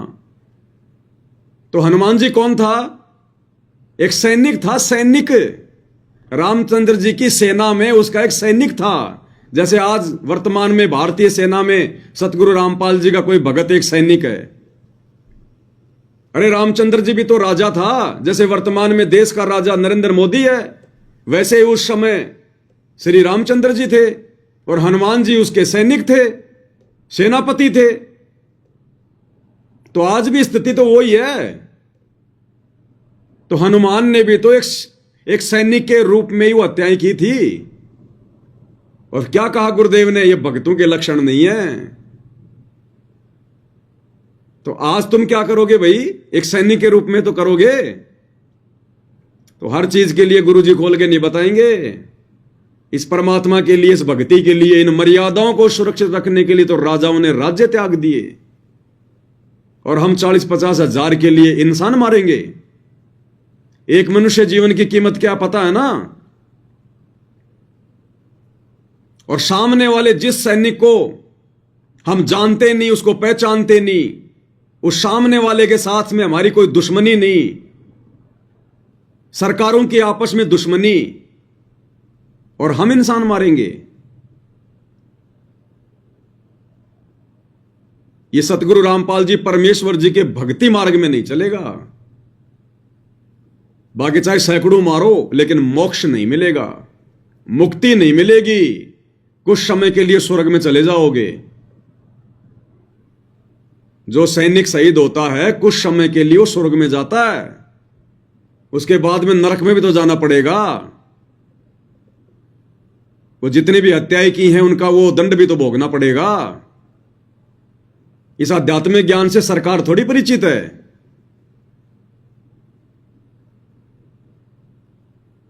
तो हर चीज के लिए गुरुदेव भगवान नहीं बताएंगे, संकेत ही काफी होते हैं। अगर भक्ति बचानी है तो, अगर मोक्ष प्राप्त करना है तो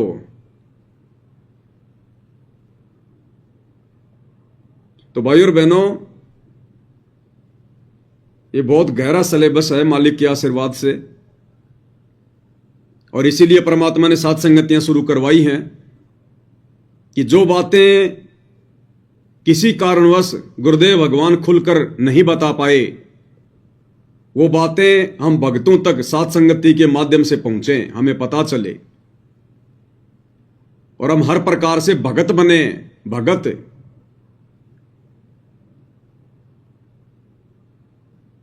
मीराबाई के चाचा ससुर ने, वो भी तो सैनिक था, सेनापति था। अरे वो भी तो राणा का सेनापति था। उसने काठ की तलवार रख ली कि आज के बाद हत्या नहीं करूंगा। लकड़ी की तलवार रखी उसने। तो ये वर्तमान के भगत सोच लेना जो ऐसी परिस्थितियों में फंसे हों। भगवान ने पेट भरना है, नौकरियां पेट नहीं भरेंगी, ध्यान रख लेना। ये कल को महाविनाश का समय आ रहा है, जब तुम्हारी सरकारें नहीं रहेंगी, तुम्हें कौन तनख्वाह देगा? तुम्हें कौन सैलरी देगा? ये लॉकडाउन के समय तुम लोगों ने अपना पेट भरा या फिर इन सरकारों ने तुम्हारा पेट भरा? तो सतगुरु के आश्रय रहेंगे तो सतगुरु पेट भरेगा, जो सरकारों का भी पेट भर रहा है, उन राजाओं का भी पेट भर रहा है। और जब राजाओं के कर्म बिगड़ जाते हैं तो वो भी भूखे मरते हैं, भूखे। 1720 में जो अकाल पड़ा था, गुरुदेव ने क्या वाणी कही है?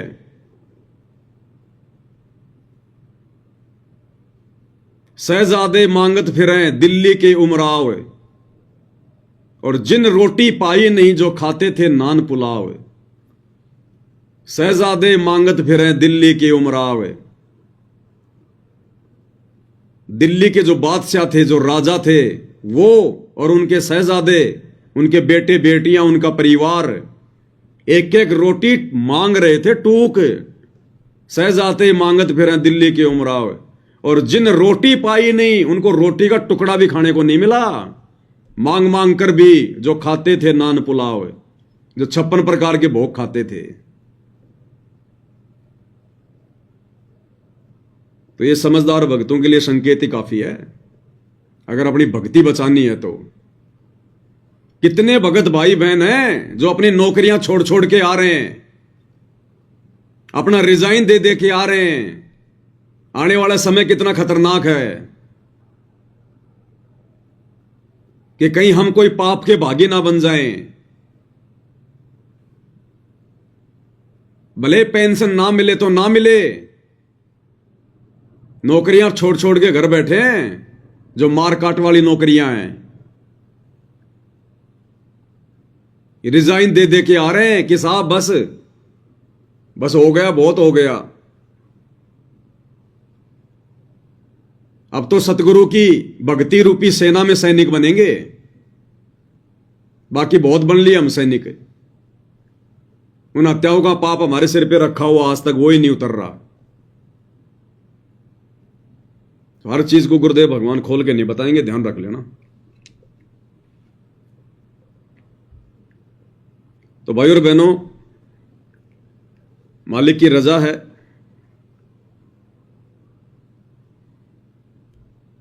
जो हमें आगामी समय में जो काल का कहर टूटने वाला है, उस समय हमें अपनी भक्ति बचाने वाली बातों से परमात्मा परिचित करवा रहे हैं, हमें पहले से आगाह करवा रहे हैं गुरुदेव भगवान कि अपने टारगेट को मत भूलना। हमारा टारगेट है मोक्ष प्राप्त करना, हमारा मिशन है मुक्ति प्राप्त करना। और जिस परमात्मा को पाने के लिए, जिसकी मर्यादाओं को निभाने के लिए राजाओं ने राज्य त्याग दिए, फिर आप और हम हैं क्या? तो अब की बार ये गलतियां नहीं चलेंगी, बिल्कुल भी, बिल्कुल भी। ये सबसे बड़ा उदाहरण है। हनुमान जी भी एक सैनिक थे, जैसे आज तुम सैनिक हो, संत रामपाल जी के भगत होकर। और मारोगे तो किसको मारोगे? निर्दोष को। ना तो भारत का प्रधानमंत्री जाएगा लेके बंदूक, ना पाकिस्तान का प्रधानमंत्री आएगा लेके बंदूक। उधर भी सैनिक निर्दोष, इधर भी सैनिक निर्दोष। और गुरुदेव भगवान क्या कहते हैं? जान बूझ सांची तजे और करे झूठ से ने, ताकि संगत है प्रभु शौपन में भी ना दे। इच्छा कर मारे नहीं, बिन इच्छा मर जाए, कहे कबीर उस भगत को पाप नहीं लगाए। आप तो जानबूझ के मारोगे, सब कुछ पता होते हुए, तत्व ज्ञान मालूम होते हुए। तो आगामी समय में भाई अपना बचाव कर लेना। जैसा भी यह संकेत परमात्मा ने करवा दिया है, 2 रोटी भगवान देगा, ध्यान रख लेना। अगर भजन करोगे तो भोजन परमात्मा देगा।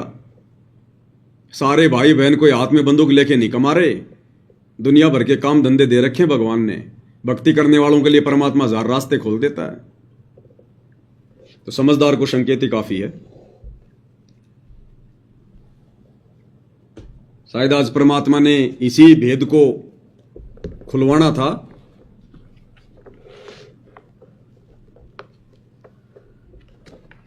तो भाई और बहनों,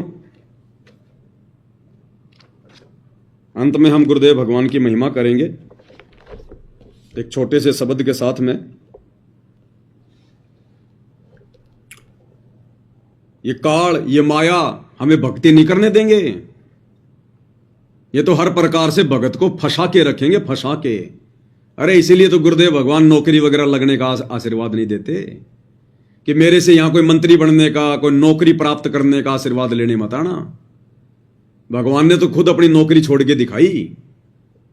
यहां तो टारगेट मोक्ष प्राप्ति का लेकर आओ, मोक्ष का।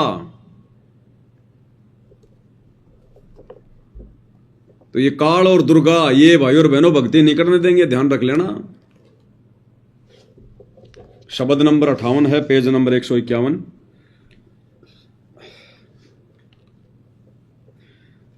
माया हर टोहूं सो तू तो रो पर ही चाले। माया हर टोहूं सो तू तो रो पर ही चाले।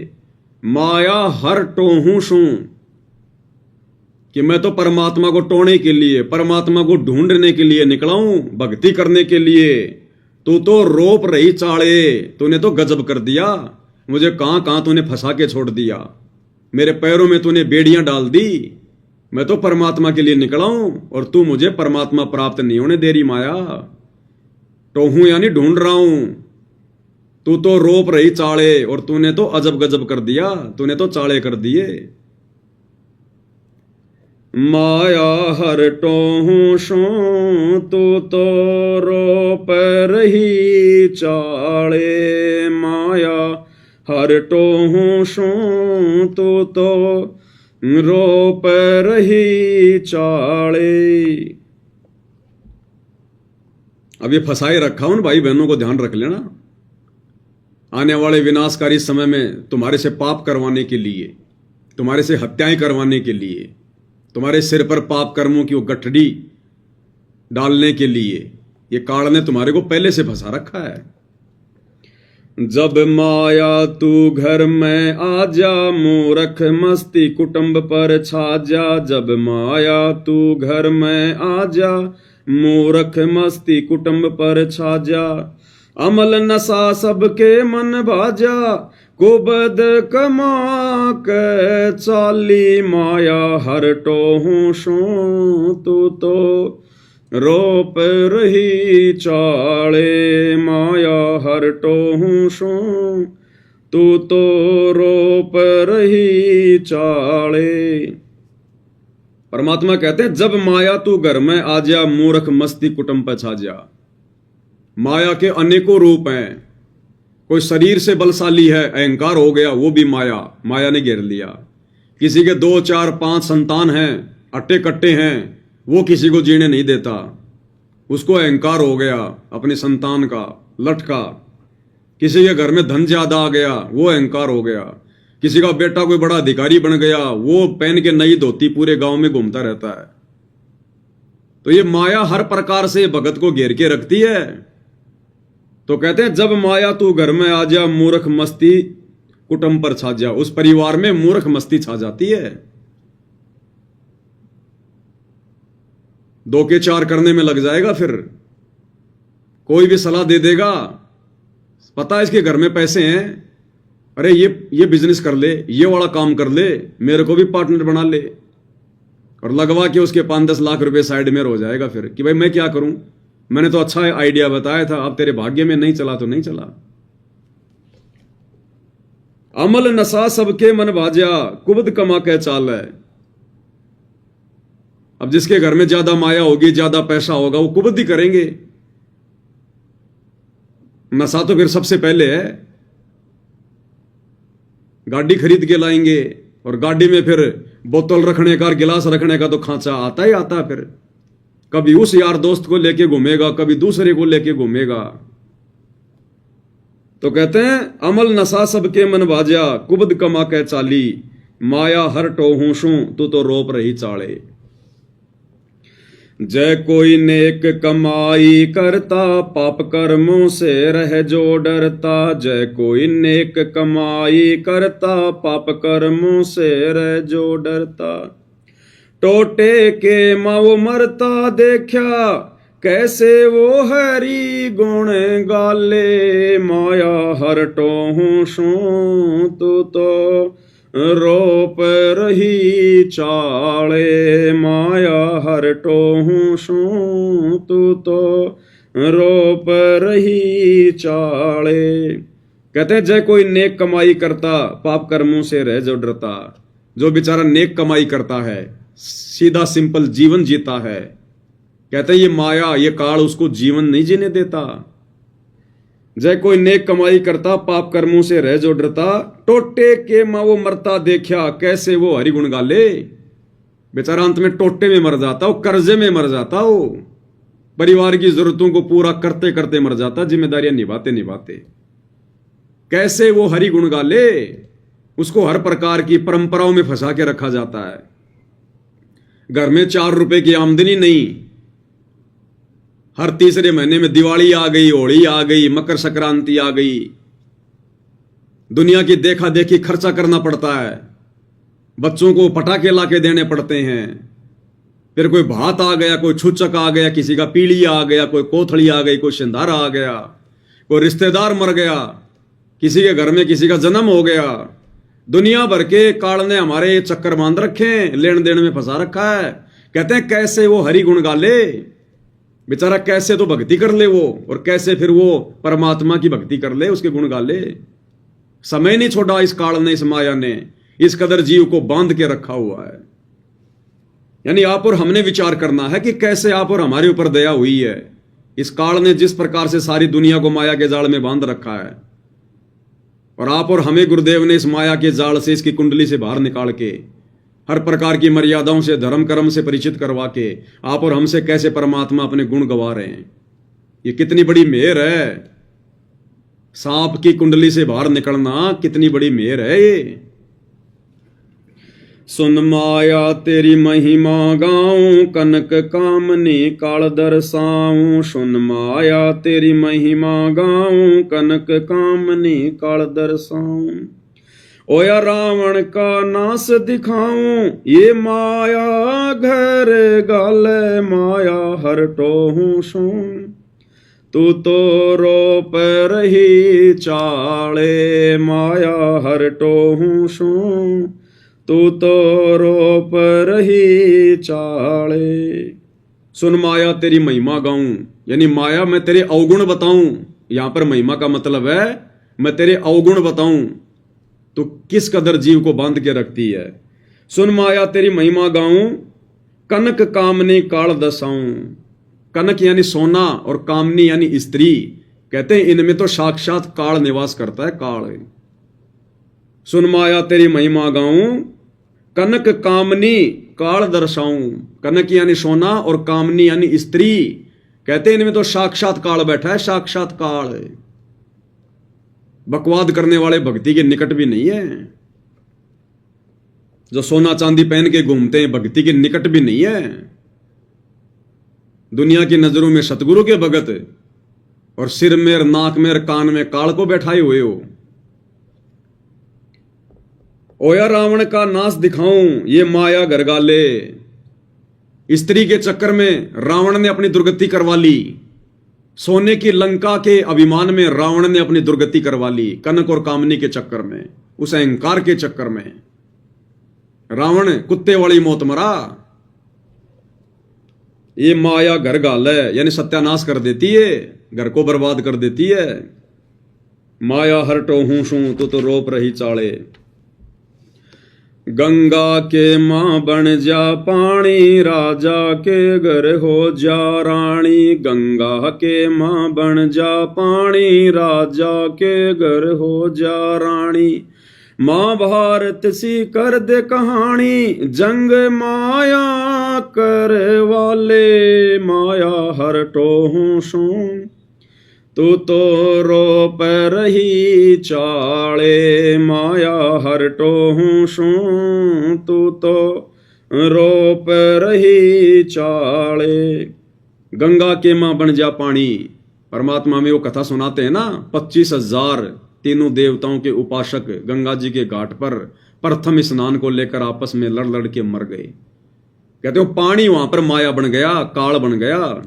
और राजा के घर हो जा रानी, राजा के घर हो जा रानी, यानी जो ये द्रौपदी थी ये रानी थी, युधिष्ठिर राजा था, और उस रानी के कारण, उसके कुबोल वचन के कारण महाभारत जैसी कहानी हो गई। 18 करोड़ लोग मारे गए। यानी वो द्रौपदी मुख्य सूत्रधार थी महाभारत की। उसके कुवचन कि अंधों के अंधा पैदा होते हैं। राजा के घर हो जा रानी, महाभारत सी कर दे कहानी। जंग माया करवा ले, और महाभारत की जंग करवा दी। माया हरटो हूं सू, तो रोप रही चाले। अब बताओ, वो जितने भी सैनिक थे वो बेचारे बेवजह मरे ना, वो बिरानी आग में जल के मरे। अरे महाभारत का युद्ध कोई धर्म युद्ध थोड़ी था, कोई देश की सीमाओं का युद्ध थोड़ी था। आपस में कौरव पांडव भाइयों का भाई बंटवारा था और उन दोनों ने मिलकर 18 करोड़ सैनिकों का सत्यानाश करवा दिया। 18 करोड़ सैनिकों का। साधुआ में सिद्धि बन जा, तांत्रिक रिद्धि बन जा। साधुआ में सिद्धि बन जा, तांत्रिक रिद्धि बन जा। राजा के मन जीती बन जा, न्यू घेर नरक में डाले। माया हरटो हूं सू, तू तो रोप रही चाले। माया हरटो हूं सू, तू तो रोप रही चाले। साधुआ यानी जो भगत योगी, अगर किसी को अपनी भक्ति का अहंकार हो गया, अपनी कोई सिद्धि शक्ति का अहंकार हो गया, जैसे वो चुनक ऋषि अपनी सिद्धि का अहंकार हो गया, राजा मानदाता की 72 करोड़ की सेना मार दी, बन गया पाप का बागी। तो कहते हैं साधुआ में सिद्धि बन जा, यानी भगत को अपनी भक्ति का, अपनी सिद्धि का घमंड नहीं करना चाहिए बिल्कुल भी। आधीन होकर, दास भाव होकर अपनी भक्ति सफल करनी चाहिए। काल तो जबरदस्ती हाथ अड़ाएगा। अब गुरुदेव ने एक सत्संग में बताया कि वो जो चुनक ऋषि था, वो अपनी भक्ति कर रहा था, घर से निकला था भक्ति करने के लिए, परमात्मा पाने के लिए। घर से निकला था भक्ति करने के लिए।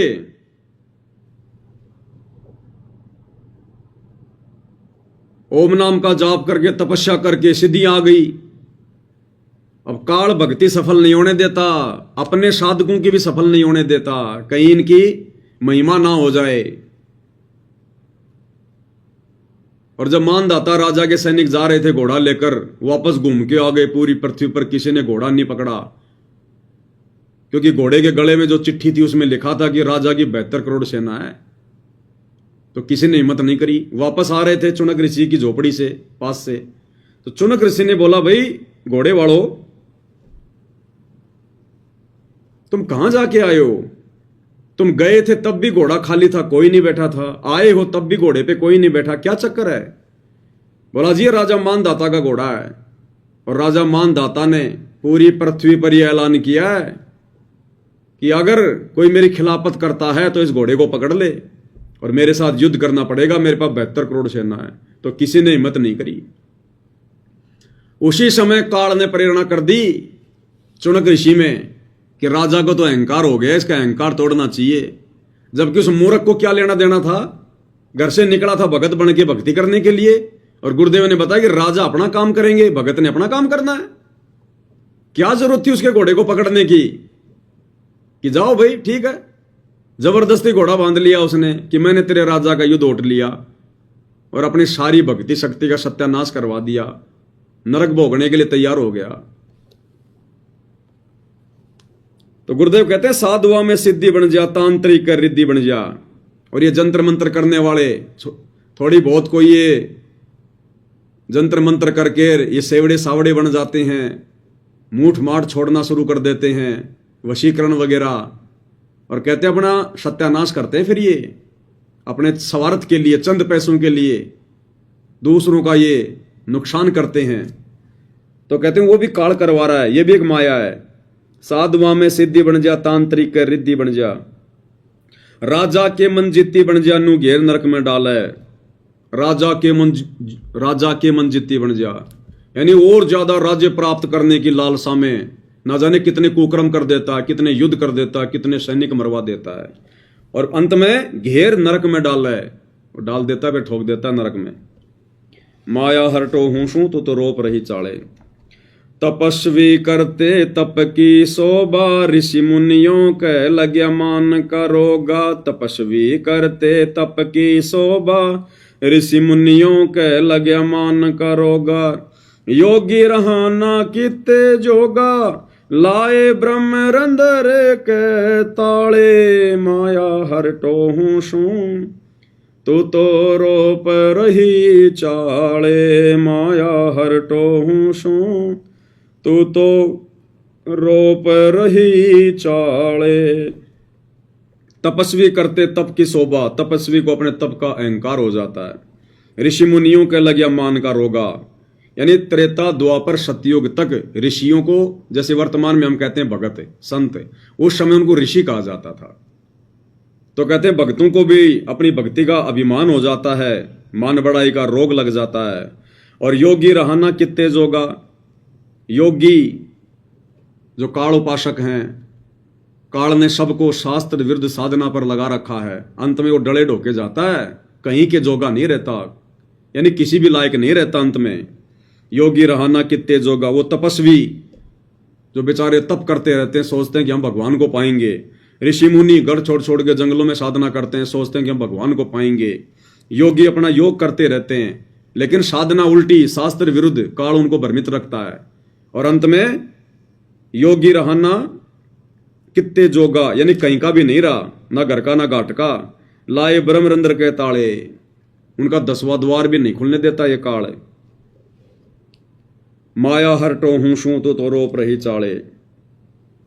सत्य पुरुष का नाम मिटाया, काल निरंजन राम बताया। सत्य पुरुष का नाम मिटाया, काल निरंजन राम बताया।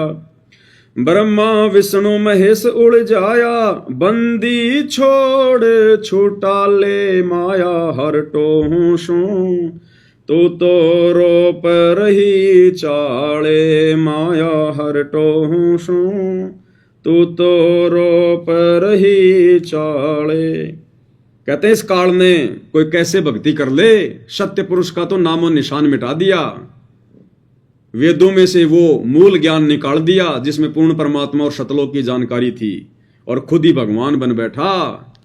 भला मान चाहे बुरा मान, एक ओछी चाली चाल तने। सत्य पुरुष बुला दिया, आप जना लिया, कुछ ना सोची काल तने। तो परमात्मा कहते हैं सत्य पुरुष का तो नाम मिटाया और काल निरंजन राम बताया, और खुद को ही ज्योति निरंजन भगवान, अलख निरंजन भगवान, अपने आप को इसने भगवान बता दिया यहां पर। और बाकी ये जो इनके पुत्र हैं ब्रह्मा विष्णु महेश, इनको भेजता रहता है यहां पर भगवान, जो है बना बना के इनको अवतार रूप में भेज देता है। बाकी दुनिया इनके पीछे लगी रहती है, इनको भगवान मान के पूजती रहती है। बताओ फिर कोई कैसे उस परमात्मा तक पहुंच जाए। पहली बात तो इसने भगवान का नामो निशान मिटा दिया शास्त्रों में से, मूल ज्ञान इसने समाप्त कर दिया सूक्ष्म वेद वाला। फिर खुद को संसार में इसने भगवान साबित कर दिया कि ओम नाम सबसे बड़ा, इससे न बड़ा कोई, जो इसका सुमरण करे तो शुद्ध आत्मा होए। परमात्मा कहते हैं इस अकेले ओम नाम के जाप से किसी की शुद्ध आत्मा हो तो भी वो गंदी हो जाए। और ब्रह्मा विष्णु महेश उड़ जाया, बंदी छोड़ छुटा ले।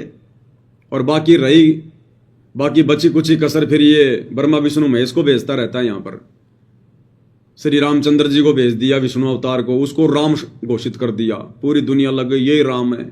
द्वापर में श्री कृष्ण भेज दिया। तो कहते हैं ऐसे ये फंसा के रखते ये माया हरटो हूं शू तो रोप रही चाले। अब बताओ कोई कैसे भगवान को टोल ले, ढूंढ ले, कोई कैसे भक्ति कर ले। हर प्रकार से इसने जाल फैला रखा है। कहते हैं बंदी छोड़ छुटा ले, हे कबीर भगवान, हे गुरुदेव भगवान, हे परमात्मा, आप ही छुटा सकते हो हमारे को, जीव की बस की बात नहीं है, औकात नहीं है। तो आप और हमें आज उस बंदी छोड़ ने छुटा रखा है, नहीं तो पूरी दुनिया फंसी पड़ी है, राजा से लेकर रंक, पूरी दुनिया इसके जाल में फंसी पड़ी है। राम नाम निकट भी नहीं है उनके। मंदिरों में चले जाएंगे, मस्जिदों में चले जाएंगे, जब आएगा समय चुनाव का मुसलमानों के टोपी पहन लेंगे, हिंदुओं का जो है भगवा पहन लेंगे, कोई दीन धर्म नहीं इनका, और बाकी समय आपस में हिंदू मुसलमानों को लड़ाओ। तो परमात्मा कहते हैं सारा बखेड़ा काल का है। तो आप और हम भाई बहनों ने विचार करना चाहिए कि आप और हमारे ऊपर कैसे भगवान की रजा हुई बंदी छोड़ की सतगुरु रामपाल जी की। इस भयंकर काल के जाल से, माया के जाल से गुरु जी ने आप और हमें कैसे बाहर निकाला। कहते हैं ये कार्य वो बंदी छोड़ ही कर सकता है, बंदी छोड़ छुटा ले। तो आज स्वयं वो बंदी छोड़ सारी सृष्टि का मालिक कबीर देव सतगुरु रामपाल जी धरती पर प्रकट है, और उनकी विशेष रजा से, उनकी मेहर से आप और हम भगत भाई बहन इस काल के जाल से बाहर हैं, इन बंधनों से दूर हैं। आज हमारी बुद्धि, हमारी सुरती काम कर रही है, नहीं तो पूरी दुनिया उलझी पड़ी है।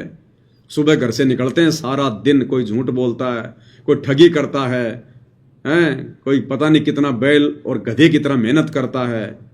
उन जिम्मेदारियों को पूरा करते करते मर जाते हैं। जिम्मेदारियां पूरी नहीं होती, भक्ति गई बाढ़ में। और थोड़ा बहुत समय मिला तो काल फिर मंदिर में, मस्जिद में, नकली संत गांव गांव में बैठा रखे हैं, तीर्थों पे, बर्तों पे, कावड़ में, इनमें उलझा के रखा हुआ है। तो इस भयंकर चक्रव्यूह से कैसे गुरुदेव भगवान ने आप और हमें बचाया, अपनी शरण में लिया, हमारी सुरती को ठिकाने लगाया, अनमोल भक्ति दी। तो इसके लिए हम भगवान का जितना धन्यवाद करें, जितना पूज्य गुरुदेव भगवान का धन्यवाद करें, उनकी महिमा करें भाई और बहनों, उतना थोड़ा है। इसलिए हमें बार बार ये मौका नहीं मिलेगा। ये असंख्य जन्मों के बाद में बिल्ली के भाग का छिक्का टूटता है। इसलिए परमात्मा कहते हैं, समझा है तो सिर धर पांव, बहुर नहीं रह सा दाव। अगर तेरे समझ में आ गई है तो अब देरी मत कर, लेट मत कर, कुर्बान हो जा अपने गुरु जी की भक्ति पर और मर्यादाओं पर, संसार की तरफ देखना छोड़ दे। तो भाई और बहनों, हर प्रकार से गुरुदेव भगवान ने हमें सत्संगों के माध्यम से निर्देशित किया हुआ है, हमारा मार्गदर्शन किया हुआ है। हमारी बुद्धि गुरुदेव भगवान के उन सत्संगों में छुपे हुए संकेतों पर नहीं जा पा रही थी। इसलिए गुरुदेव भगवान ने फिर ये सत्संगतियां शुरू करवाई है, ताकि हम भगत भाई बहन फिर से रिवीजन करें उस कोर्स का, जो कोर्स गुरुदेव पूरा देकर हिसार जेल में जाकर बैठ गए हैं। कुछ अपने मिशन को आगे और गति देने के लिए सतगुरु के बहुत सारे जो है वो प्रयोजन होते हैं। संसार कुछ भी कहे, संसार किस भी दृष्टि से देखे, वो संसार की अपनी दृष्टि है, आदि अधूरी उनकी दृष्टि है। हमने इस तत्व ज्ञान की दृष्टि से अपने भगवान को देखना है। तो परमेश्वर अपने मिशन को जो है वो गति देने के लिए और गुरु रूप में आए हुए परमेश्वर ने अपनी पहचान करवाने के लिए परमेश्वर ने ये लीला की है। इस बरवाला कांड के माध्यम से काल प्रेरित आत्माओं ने गुरु को मानुष मानकर अपनी मनमानियां करके अपने कर्म फोड़ लिए, और परमेश्वर भी यही देखना चाहता था कि इस घटना के माध्यम से मैं भी अपने हंसों की परीक्षा कर लूंगा, मेरे भक्तों की छटनी कर लूंगा। गरीब कच्चा हीरा किरच हो नहीं सहे घनमार, ऐसा ये मन हो रहा लेखा लेकर तार। तो ये सतगुरु रामपाल जी भगवान ये करतार लेखा ले रहा है। ये हमारी परीक्षा का समय है, भक्तों की छटनी का समय है। इस समय की गई गलती हमें असंख्य जन्म पीछे धकेल देगी, असंख्य जन्म पीछे। तो अब ये भाई बहनों के ऊपर है, उनके बुद्धि विवेक के ऊपर, उनके संस्कार के ऊपर है भाई और बहनों। तो गुरुदेव भगवान के आशीर्वाद से आज की सत्संगति में केवल इतना ही। फिर परमेश्वर मौका देंगे, फिर हाजिर होंगे। तब तक गुरुदेव भगवान हम सबको आज्ञा दें, आशीर्वाद दें, सद्बुद्धि दें। बंदी छोड़ सतगुरु रामपाल जी परमेश्वर जी की जय हो।